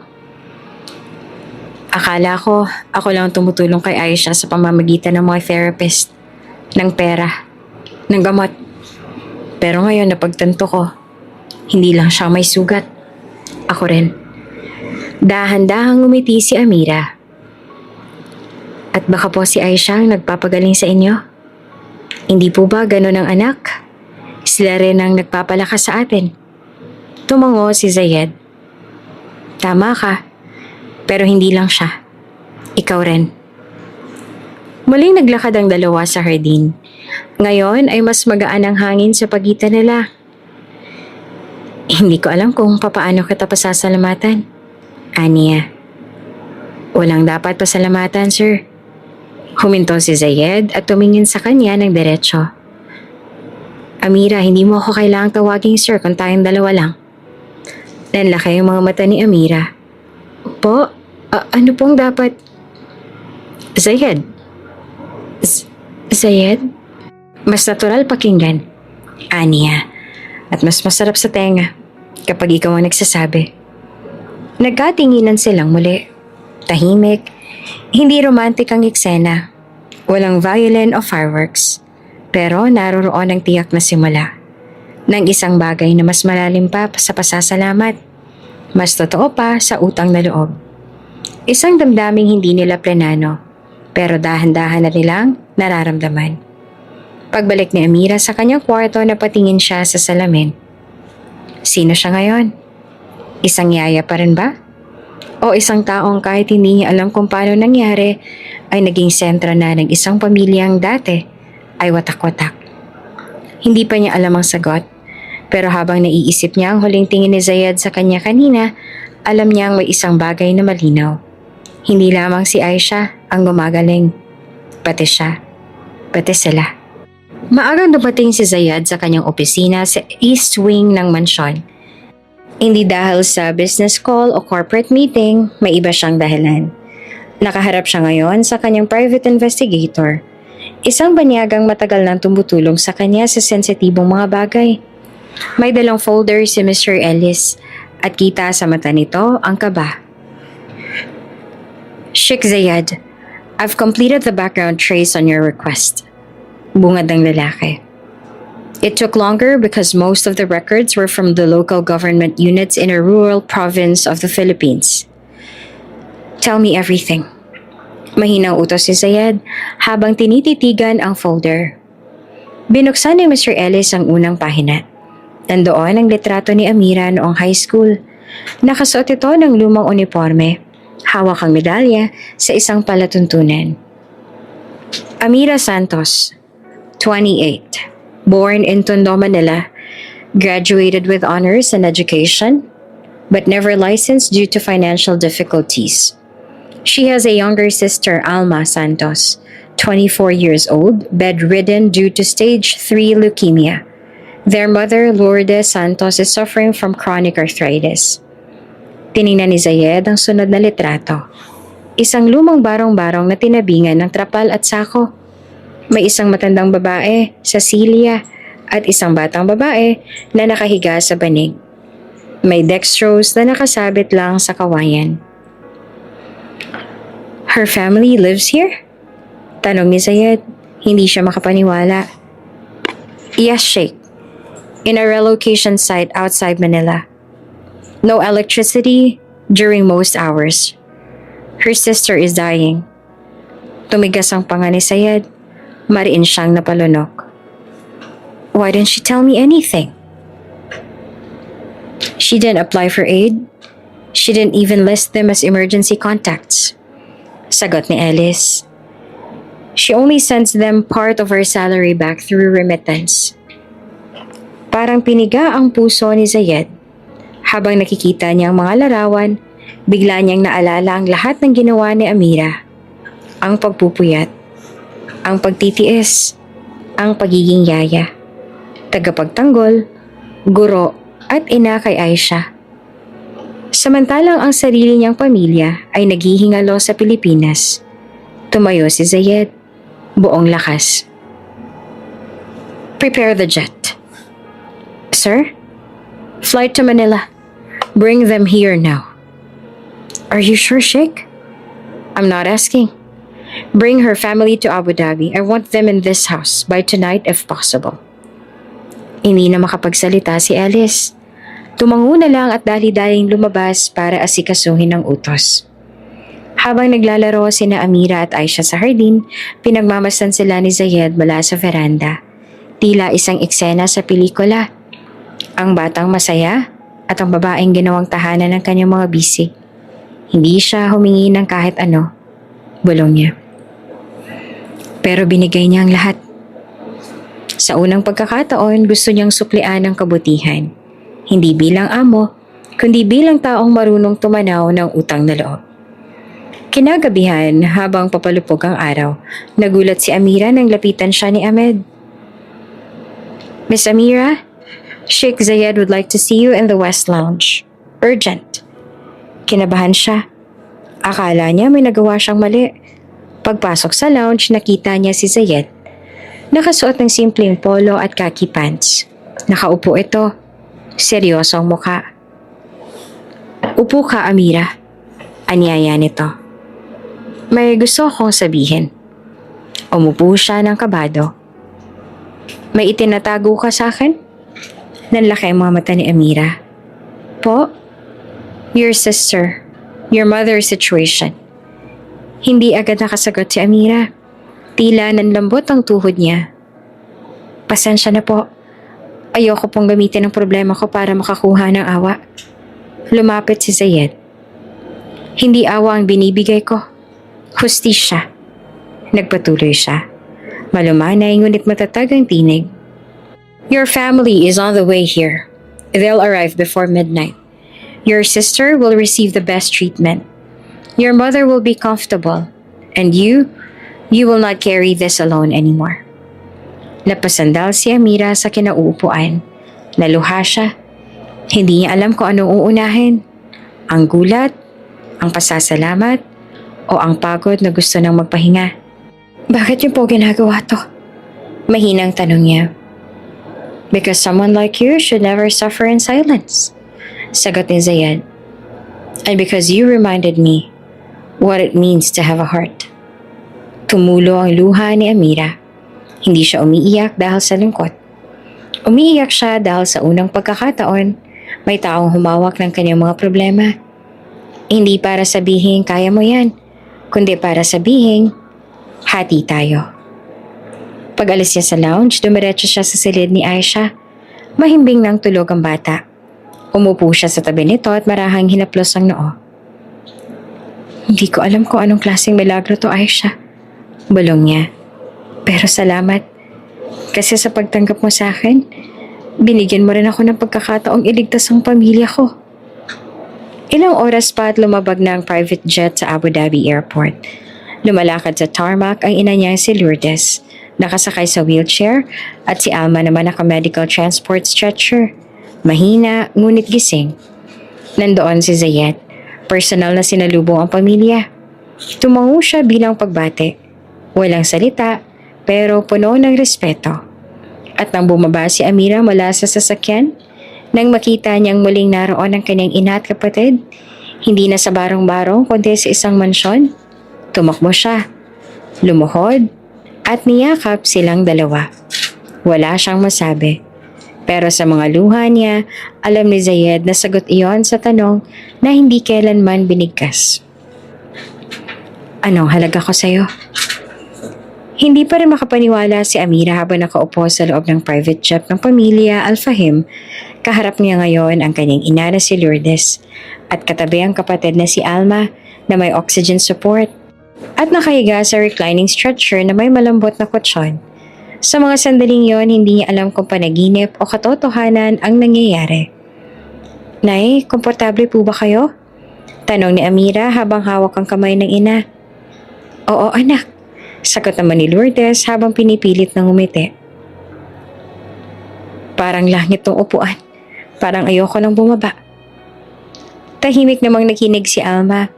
Bahagyang namumulaw ng mga mata habang tinititigan ang ate niya. May tanong sa kanyang tingin, ngunit wala siyang boses na mailabas dahil sa hirap ng paghinga.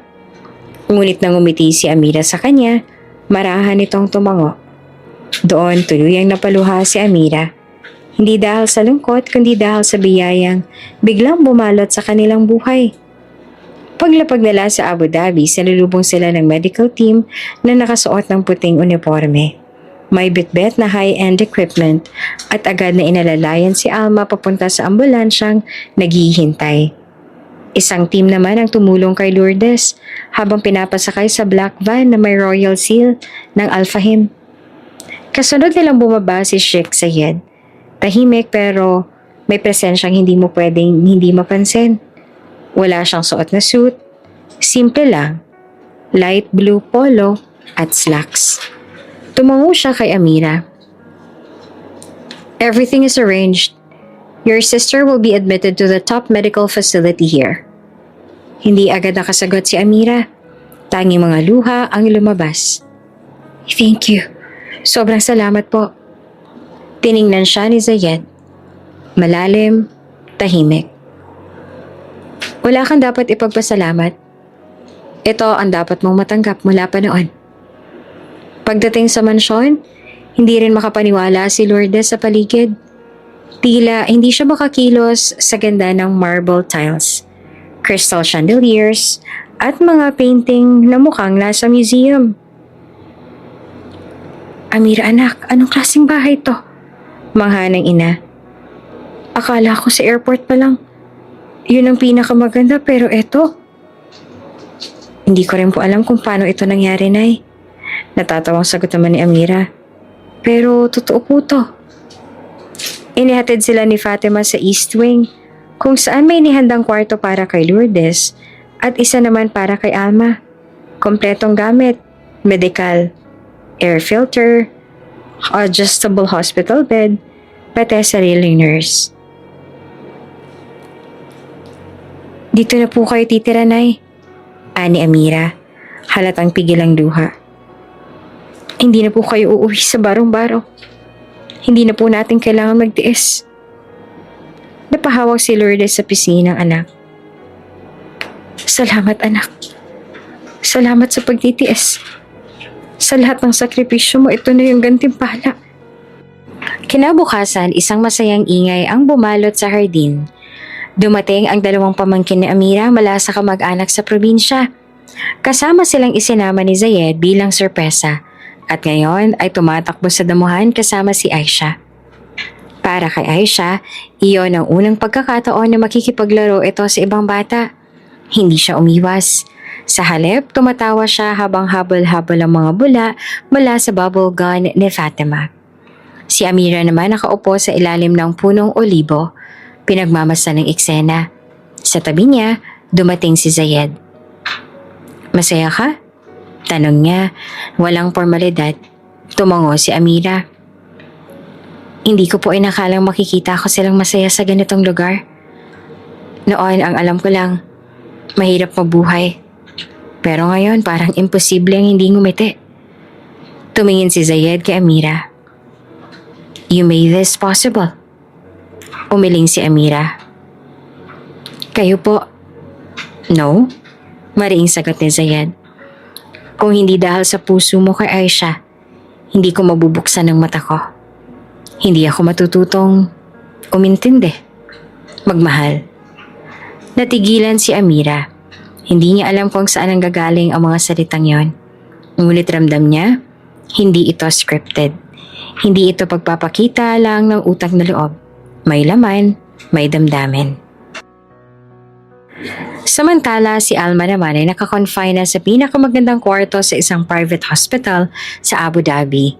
Isang team ng oncologists ang nag-asikaso sa kanya. May bagong gamot, bagong pag-asa. Sa bawat araw na lumilipas, unti-unti siyang lumalakas. Sa video call kay Amira, may kulay na muli ang kanyang pisngi. Ate, masarap pala dito.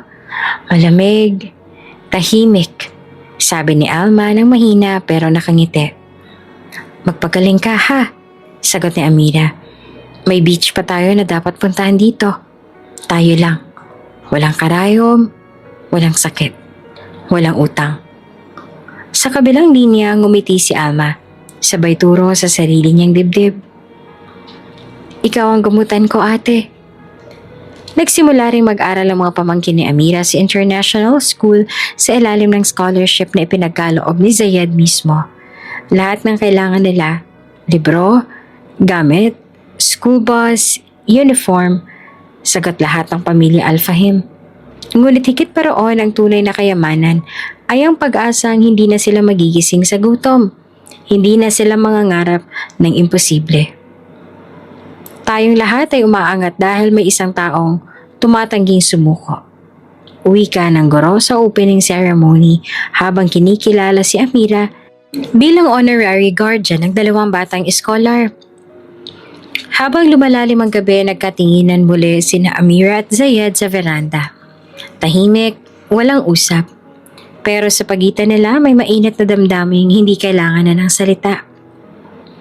Tumingin si Zayed sa kanya, sabay tanong ng mahina. May kulang pa ba?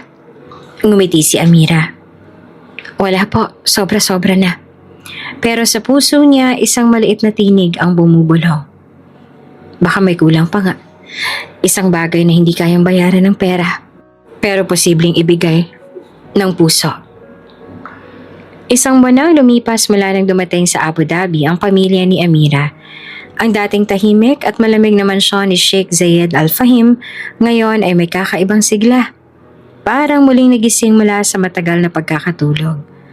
Ang mga alingaw-ngaw ng yabag na marmol na sahig ay napalitan ng masayang tawa ng mga bata. Kwentuhan sa hapag at awiting Pilipino na umaalingaw-ngaw mula sa garden tuwing hapon. Sa gitna ng lahat, si Aisha, ang dating batang walang imik, ngayon ay puno na ng buhay. Nay! Sigaw ni Aisha habang sabay sila naghahanda ng tinapay sa kusina ni Lourdes. More butter po dito! Oh, dahan-dahan lang, apo. Natatawang sagot naman ni Lourdes habang tinutulungan si Aisha na lagyan ng palaman ng pandesal. Ayaw ni Papa mo ng sobrang alat. Napangiti si Amira habang pinagmamasa ng eksena mula sa pinto.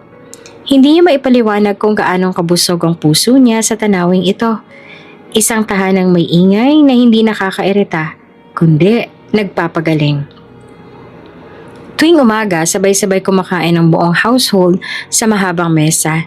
Si Aisha sa tabi ni Amira, si Lourdes kaharap ni Zayed, habang ang dalawang pamangkin ni Amira ay may sariling tumpok ng cereal at juice. Nagsimula na rin makipagkulitan si Zayed, lalo na kay Aisha at mga bata. Minsan pa nga, ay nakita ni Amira na binuhusan ni Zayed ng orange juice ang cereal ng pamangkin niya si Junjun dahil sa tuksuhan. Tumawa ang buong mesa, maging si Zayed hindi napigilan. Oops, my bad. Biro niya habang pinupunasan ng mesa. First time ko pong narinig si Sir na tumawa ng ganon. Bulong ni Fatima kay Amira. Iba talagang epekto mo, iha. Ngumiti lamang si Amira. Pero may bahagyang pamumula sa kanyang pisngi. Isang gabi, habang naglalakad si Amira papunta sa silid ni Aisha para kantahan nitong muli ng lullaby na narinig niya ang pamilyar na tunog ng piano mula sa music room. Naglakad siya papalapit. Bukas ang pinto. Sa loob ay nandoon si Zayed na nakaupo sa harap ng grand piano. Tinutugtog ang isang piraso na tila malambot at puno ng damdamin. Walang music sheet, walang audience. Siya lang at ang kanyang damdamin. Hindi ko po alam na marunong po kayong tumugtog, sabi ni Amira. Dahan-dahang lumapit. Napatingin si Zayed. Secret talent? Sagot niya. Natutunan ko kay Nadine. Mahilig siyang magpiano. Pero matagal na akong hindi nagtutugtog na to. Ang ganda po ng piyesa. Wika ni Amira. Parang malungkot na may pag-asa. Parang ako noon. Biro pa ni Zayed. At ikaw ngayon. Napangiti si Amira. Ako? You hide your pain with hope. Sagot niya. But I see it. And admire it. Tumigil ang dalawa. Nagkatitigan. Isang uri ng tahimik na pag-unawa ang namagitan sa kanilang pagitan. Wala nang kailangang sabihin. Sapat na ang tingin. Kinabukasan habang naglalaro sa garden si Aisha at ang mga bata, dumating si Zayed na may hawak na sorpresang kahon. What's that, Papa? Tanong ni Aisha, excited. I have something custom-made. Sagot ni Zayed. Pagbukas ng kahon, lumabas ang isang maliit na violin. Kulay light pink na may engraving na sa gilid na sabi, Aisha, our little song. Halos hindi naman makapaniwala si Amira. Ang ganda po. You said she loves music. Wika ni Zayed. So I thought maybe it's time she plays her own melody. Lumapit si Aisha. Niyakap ang ama. Thank you, Papa. At sa unang pagkakataon, nakita ni Amira ang yakap ng isang anak sa ama. Mahigpit, masaya, at totoo. Napapikit si Zayed. Hinaplos ang buhok ni Aisha. Ito na ba ang tunay na tahanan na matagal niyang tinanggihan? Nang sumunod na araw, habang inaayos si Amira ang laundry, pinuntahan siya ni Zayed. May tanong ako, Ania. Ano po yun? What makes you happy, Amira? I mean, really happy. Napaisip si Amira. Yung mga simpleng bagay.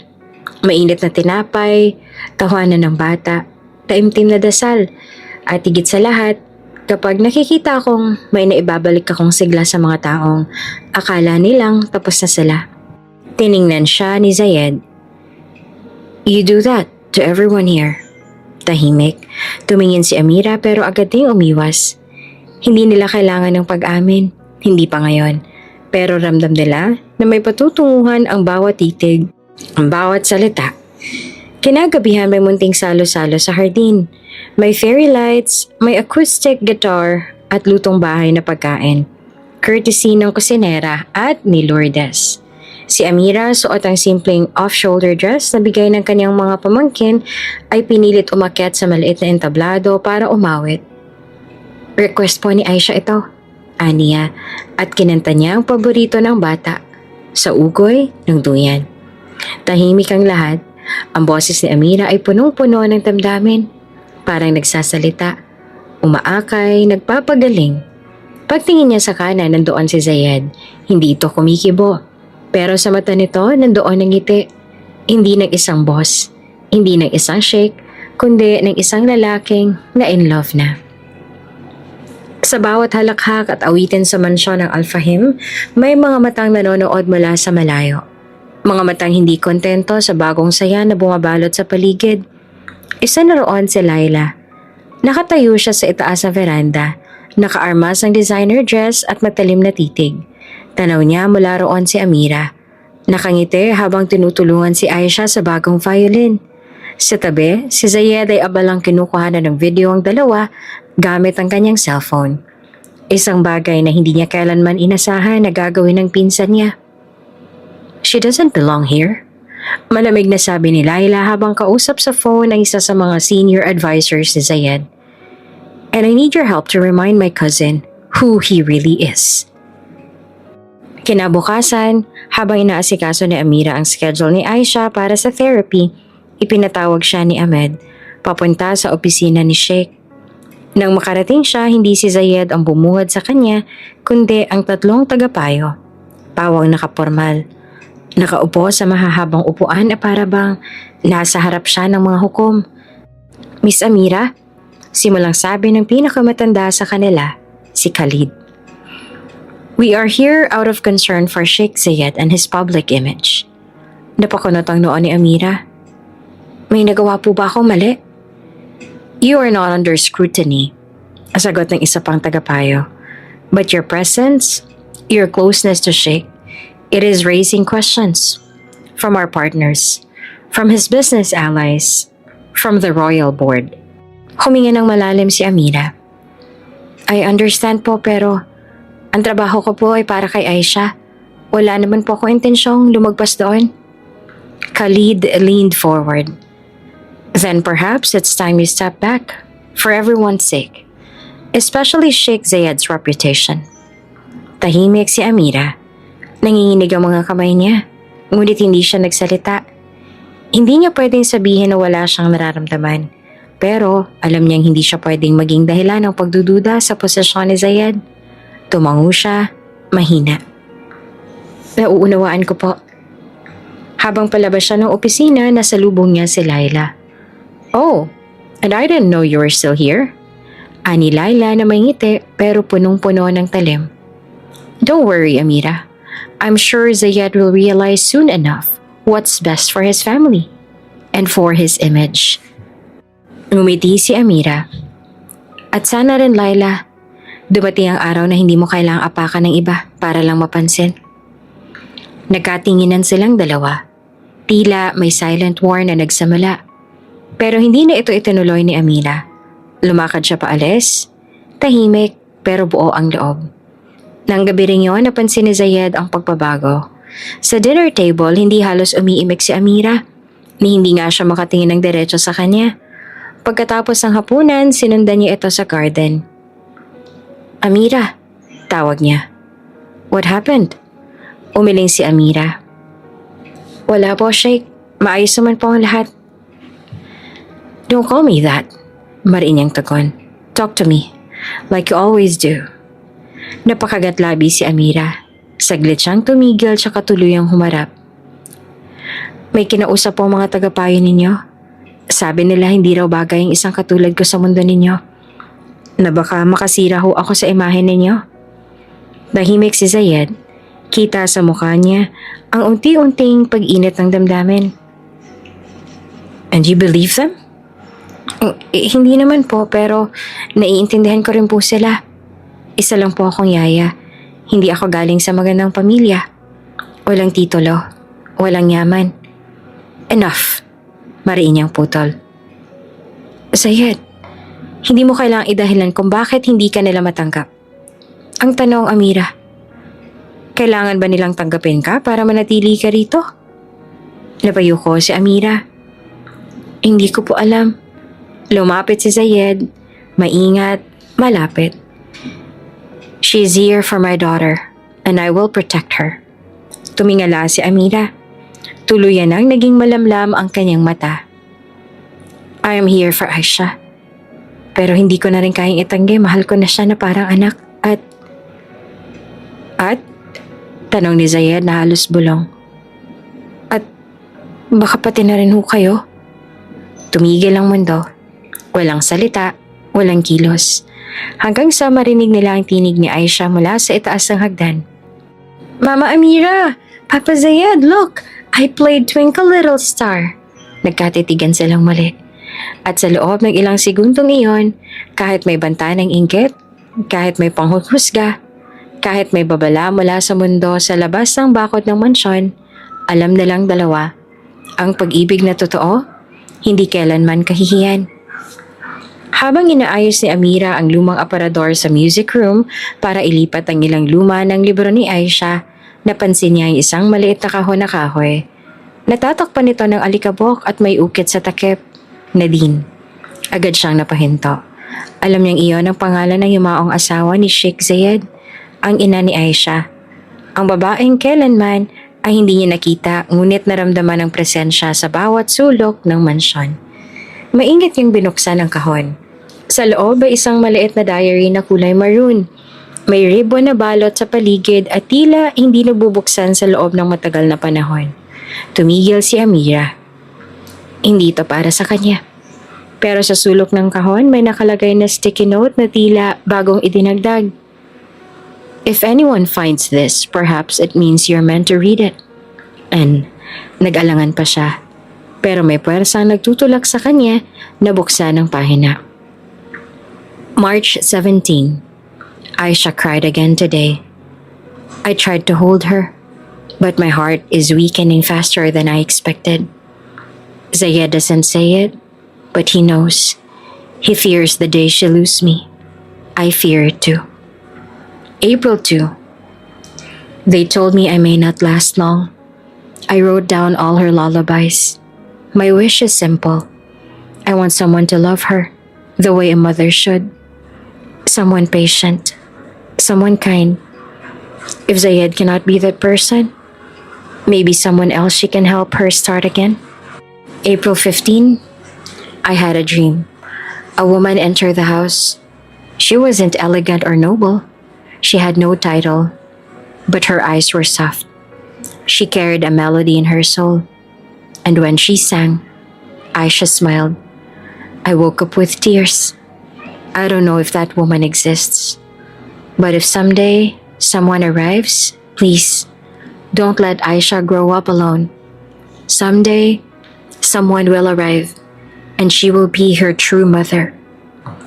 Nanginginig ang kamay ni Amira habang binabasa ang huling linya. She will be her true mother. Naupo siya sa tabi ng piano.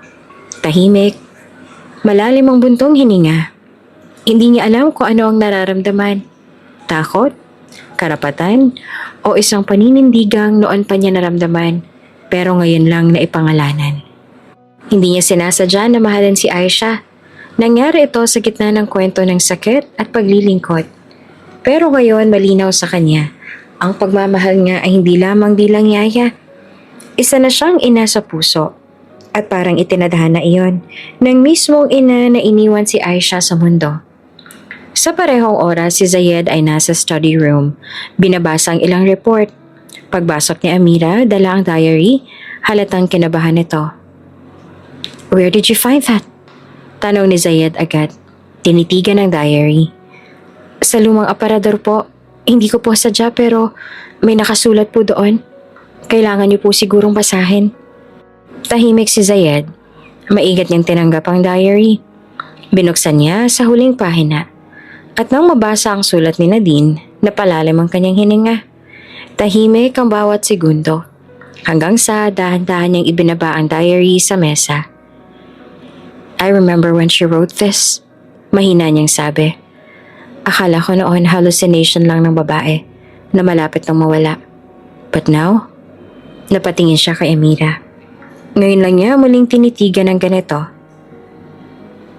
Hindi bilang empleyado, hindi bilang tagapag-alaga ni Aisha, kundi bilang isang taong sa hindi niya inaasahan ay naging sagot sa panalangin ng isang nawalan. "Hindi ko alam kung paano kita titignan mula ngayon," bulong ni Zayed.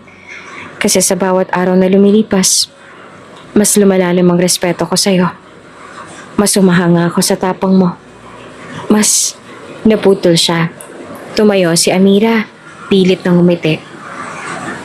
"Hindi ko po alam kung ako nga yung sinasabi sa sulat. Pero kahit wala ang diary na yan, hindi ko po iiwan si Aisha. Dahil kahit anong sabihin ng iba, ako na po yung tumayong ina niya. Hindi dahil pinilit, kundi dahil pinili." Tumayo si Zayed, lumapit sa kanya. "Then let me ask you this." Nagtagpo ang kanilang mga mata. "Kung si Aisha ang nagsabi sa akin na gusto kanyang maging mama, at ako naman ay nagsabi sa iyo na gusto kitang manatili sa piling naming mag-ama, anong sagot mo?" Tumulo ang luha ni Amira. Ngayon, hindi na ito patago. Hindi na ito dahil sa sakit. Ito ay luha ng damdaming hindi niya kayang pigilan.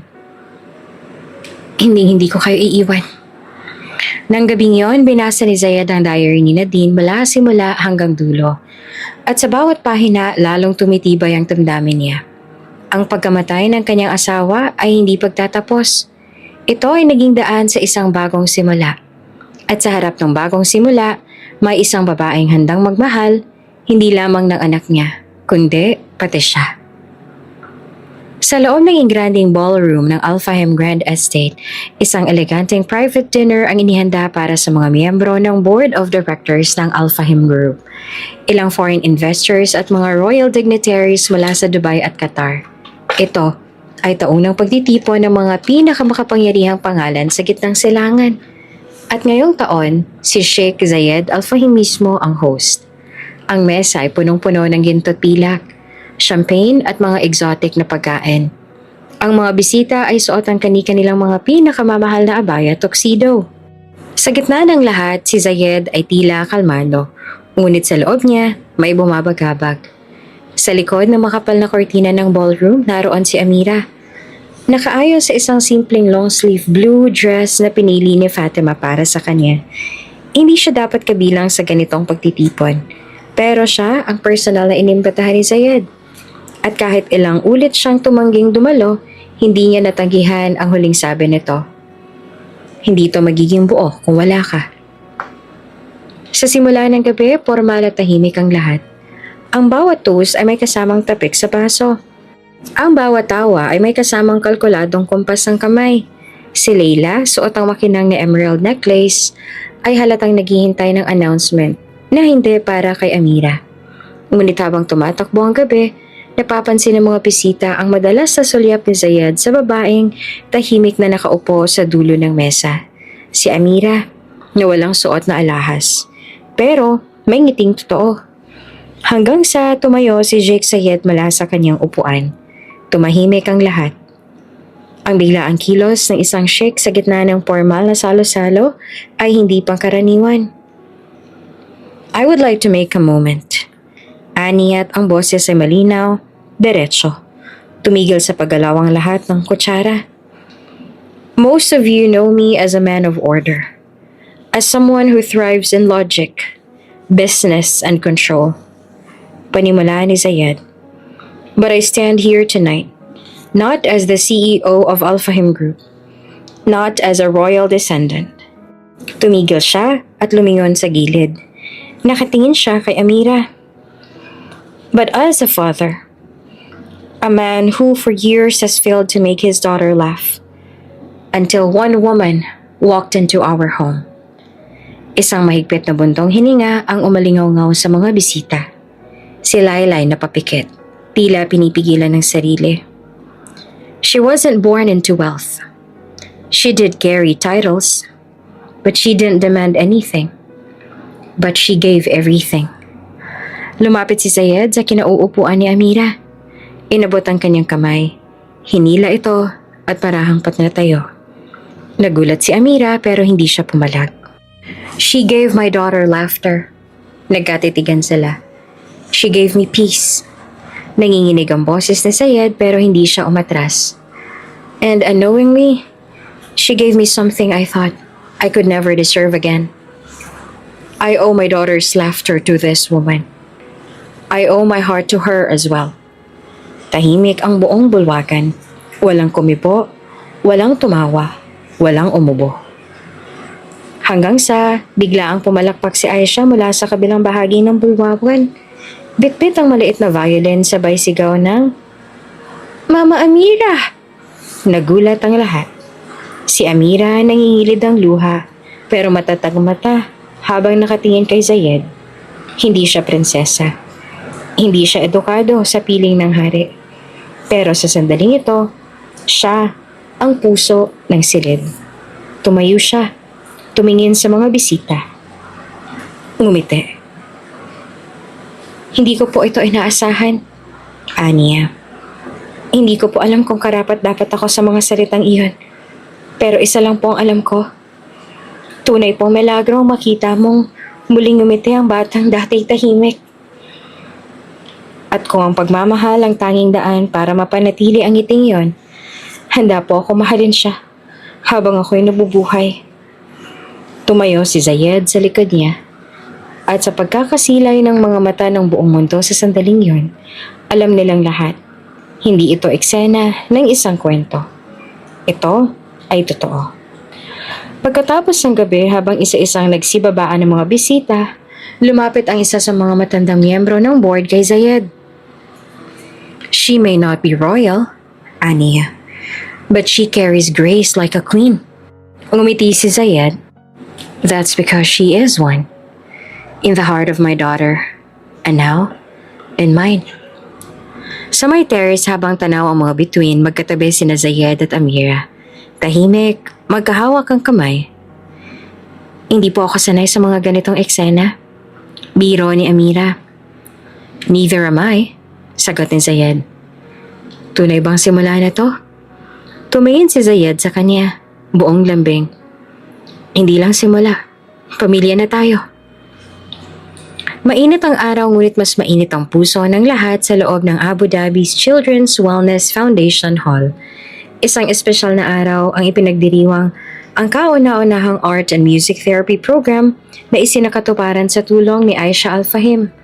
Ang batang minsang walang boses ngayon ay naging simbolo ng pag-asa para sa iba pang batang may autism at trauma. Nasa gitna ng programa si Amira. Abala sa pagsasaayos ng mga bata sa likod ng entablado. Si Aisha naman ay suot ang puting bestidang may bordang bituin. Nakangiti at punong-puno ng sigla habang hawak ang kanyang maliit na violin. Ate Amira, ready na po ako, bulong ng bata. Ngumiti si Amira. Sige anak, ipakita mo kung gaano ka kagaling. Sa harapan ng stage, nakaayos sa mga VIP seats ang mga magulang ng mga bata. Ilang guro, kilalang donors at syempre si Sheikh Zayed. Naka-white suit at tahimik na nakaupo. pero ang mata ay hindi nakaalis kay Amira. Kasabay ng huling kanta ni Aisha, Twinkle Twinkle Little Star, na tinugtog niya gamit ang violin habang pinapagtugtog sa likod ng instrument na pinili mismo ni Amira. Halos lahat ng nanonood ay hindi napigilang mapaluha. Pagkatapos ng kanta, palakpakan ng sumunod. Tumayo si Aisha sa gitna ng stage. Ngumiti at sabay sabing, "Thank you po kay Mama Amira and Papa Sayed." Tumawa ang mga tao, pero si Amira ay nanigas. Mama Amira and Papa Sayed. Walang alinlangan, walang takot, buong puso ang pagkakabigkas. Napatingin siya kay Zayed na ngayon ay tumayo na rin at umakyat sa entablado. Tahimik ang lahat, walang nagsasalita. Hanggang biglang inabot ni Zayed ang mikropono mula sa host ng event. "I wasn't supposed to speak today," panimula niya. Ang boses ay kalmado pero may tinig ng damdaming hindi kayang itago. "But this event, this little miracle on stage, would not have been possible if not for someone who walked into our lives when we needed her most." Tumingin siya kay Amira. "This woman gave my daughter not just words but a voice. Not just structure but music. Not just care but love." Hindi lang si Aisha ang gumaling. Ako rin. Nagkagulatan ng mga tao nang biglang lumuhod si Zayed sa gitna ng stage. May dinukot siyang maliit na kahon mula sa bulsa. Binuksan niya ito. Isang simpleng singsing. Walang ingranteng bato, ngunit may naukit sa loob. Sa ugoy ng duyan. Napasinghap si Amira. Tumulo ang luha sa kanyang mga mata kahit hindi pa siya nagsasalita. "Amira Santos," sabi ni Zayed, nakatingin sa kanya na punong-puno ng lambing, respeto at pag-ibig. "Will you stay in this family? Not as a nanny, not as a helper, but as my partner, my home, my heart?" Tahimik ang lahat. Pigil ang hininga ng bawat guro, magulang at bata sa silid. Hanggang sa si Aisha ay tumakbo palapit kay Amira. Hinawakan ang kamay nito at sabay bulong, "Say yes, Mama!" Napahagulhol si Amira, sabay lohod sa harap ni Zayed. "Hindi ko po inakala na mangyayari to. Akala ko po hanggang panaginip lang. Pero ngayon nandito na ako. Hindi ko na po kailanman gustong mawala sa piling ninyong mag-ama." Tumango siya habang tinatanggap ang singsing. "Yes, Zayed, yes." Nagpalakpakan ng lahat. May mga umiiyak, may mga sumisigaw ng "Mabruk." May mga gurot bata na nagsasayaw habang tumutugnog ang celebratory music sa background. At ang pinakamasaya sa lahat, si Aisha. Tuwang-tuwa habang niyayakap sina Amira at Zayed. Sa backstage, habang nagpapahingang tatlo, pinagmasdan ni Amira ang singsing sa kanyang daliri. Hindi ito pinakamahal, hindi rin ito ang pinakabongga, pero sa puso niya, ito na ang pinakamakakahulugan. "Hindi ko alam kung bagay ako sa mundong to," bulong niya. "You are not just part of this world, Amira," sagot ni Zayed. "You're the heart of it." Sa sulok ng silid, nakaupo si Laila. Tahimik, wala nang ngiti sa labi, pero sa mata, tila may kaunting pagtanggap. Marahil hindi lahat ng laban ay dapat ipilit, at ang pag-ibig na totoo, hindi niya kayang ipeke. Hindi niya rin kayang pigilan. Kinagabihan habang nasa veranda ng mansyon, si Zayed ay yakap si Aisha, habang si Amira naman ay nakaupo sa tabi. Tahimik ang gabi, punong-puno ng bituin. "Anong gusto mong theme sa kasal natin?" tanong ni Amira na nakangiti. "Simple lang," sagot ni Zayed. "Walang masyadong tao, pero dapat may tugtog ka." "Kumakanta habang naglalakad sa altar?" Tawa ni Amira. "Bakit hindi?" Sumandal si Amira sa balikat ng lalaking minsan niyang kinakatakutan. Ngayon, ito na ang kanyang tahanan. Lumipas ang 2 taon. Ang dating mansyon na tila museo, malamig, tahimik at puro alingaw-ngaw ng mga lumipas, ngayon ay puno na ng tawanan, kwento at yakapan. May bagong kulay ang bawat sulok, bagong init ang bawat tapunan. at bagong diwa ang bagong umaga. At ang sentro ng lahat ng ito ay si Amira Santos Alfahim. Hindi na siya yaya, hindi na siya dayuhan. Siya na ngayon ang ina ng tahanan, asawa ng sheikh, at tagapagtanggol ng mga batang tulad ng minsang si Aisha, walang tinig, walang direksyon, ngunit may kapasidad na magmahal ng higit sa kanyang sukati ng mundo. Isang umaga sa ilalim ng sikat ng araw sa bagong tayong Learning Center ng Aisha Foundation for Special Growth, makikita si Amira na suot ang simpleng abaya habang nagtuturo ng mga kantang may kasamang sign language sa grupo ng mga batang may autism at speech delay. "Ready na kayo?" tanong niya sa mga bata. "Yes, Teacher Amira," sabay-sabay na sagot. At nagsimula silang umawit. "Ako ay may lobo, lumipad sa langit." Kasabay ng pag-awit, nagtaas ang kamay ang mga bata. Ang iba ay may galaw, ang iba ay may ngiti, ang iba ay may luha. Ngunit lahat naroon sa isang bagay, koneksyon, pag-asa. Sa may bandang likod ng classroom nakaupo si Zayed. Ngayon, hindi na lang CEO ng Alfahim Group kundi co-founder ng foundation. Suot ang simpleng polo, may hawak na baby carrier kung saan naroon ang sanggol na lang si Zain. May maaliwalas na ngiti sa kanyang mukha habang pinagmamasdan si Amira. Maya-maya, lumapit si Aisha. Ngayon ay 8 taong gulang na. Mas matangkad, mas confident, at may dalang drawing pad. "Papa, tapos ko na po yung drawing natin." Kinuha ni Zayed ang papel. Isang guhit iyon ng 5 tao. Si Aisha, si Amira, si Zayed, si Baby Zain, at si Nadine na may hawak na bulaklak sa ulap. Hindi na nagtanong si Zayed kung bakit naroon si Nadine. Alam niyang hindi kailanman nawala ang alaala ng ina ni Aisha. Ngunit ngayon ito'y kapiling nilang muli sa puso. Hindi bilang multo ng nakaraan, kundi bilang biyayang nagtulak sa kanila sa ngayon. Pagkatapos ng klase, umupo si Amira sa opisina ng foundation. Nandoon si Zayed, pinirmahan ang mga papeles sa birth certificate ni Zain habang si Aisha ay abala sa pag-aayos ng mga sticker sa lapis ng mga estudyante. "Name of mother?" tanong ng clerk. "Amira Santos Alfahim." Sagot agad ni Zayed nang walang pagkaalanlangan, walang koreksyon. "Name of father?" "Zayed Alfahim." At proud ako masabing ang anak ko ay may nanay na kasing tapang at kabuti ng babaeng ito. Nagkatinginan sina Amira at Zayed. Hindi na nila kailangang magsalita. Ang katahimikan sa pagitan nila ay punong-puno ng pag-unawa at pagmamahal. Isang klase ng relasyon na hindi kailanman nakita ni Amira sa mundo ng dati niyang buhay. Hindi kailangang engrande. Hindi kailangang ipagsigawan sa lahat. Sapat na ang bawat araw na sabay silang humihinga, nagtatawanan at nagtuturo ng kabutihan. Sa garden ng foundation, habang nakaupo ang buong pamilya sa picnic blanket, nilalaro ni Aisha ang kanyang kapatid. "Baby Zain, say mama," turo niya. "Ma, ma, ma," sabay bigkas sama ni Zain na halos 1 taong gulang. Napatingin si Amira, napaluha. Hindi niya alam kung ano ang mas masakit. Ang kilig sa narinig o ang alaala ng araw na unang binigkas ni Aisha ang salitang yon. Pero para sa kanya, ngayon, muli niyang narinig, isa na siyang tunay na ina.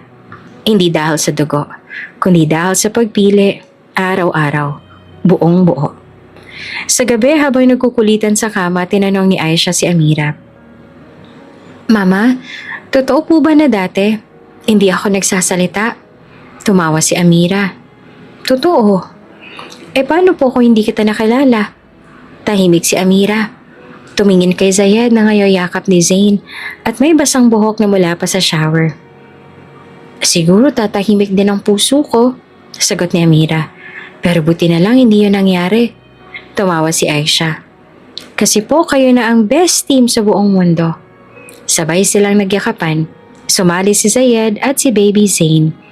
At sa maliit na silid na yon, sa gitna ng Abu Dhabi, sa dating mansyong naging palasyo ng mga sugatan, may isang pamilya. Hindi gawa sa titulo, hindi binuo ng pera, kundi pinanday ng totoong puso.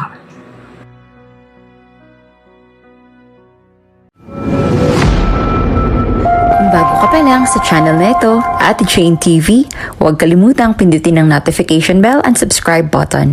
Sana po hindi naman malaking abala sa inyo ang pagpindot ng subscribe button dahil ang kapalit po nito ay ang pagsuporta para makapag-produce ng mga libreng stories sa mga channels ni Ate Jane. Maraming salamat!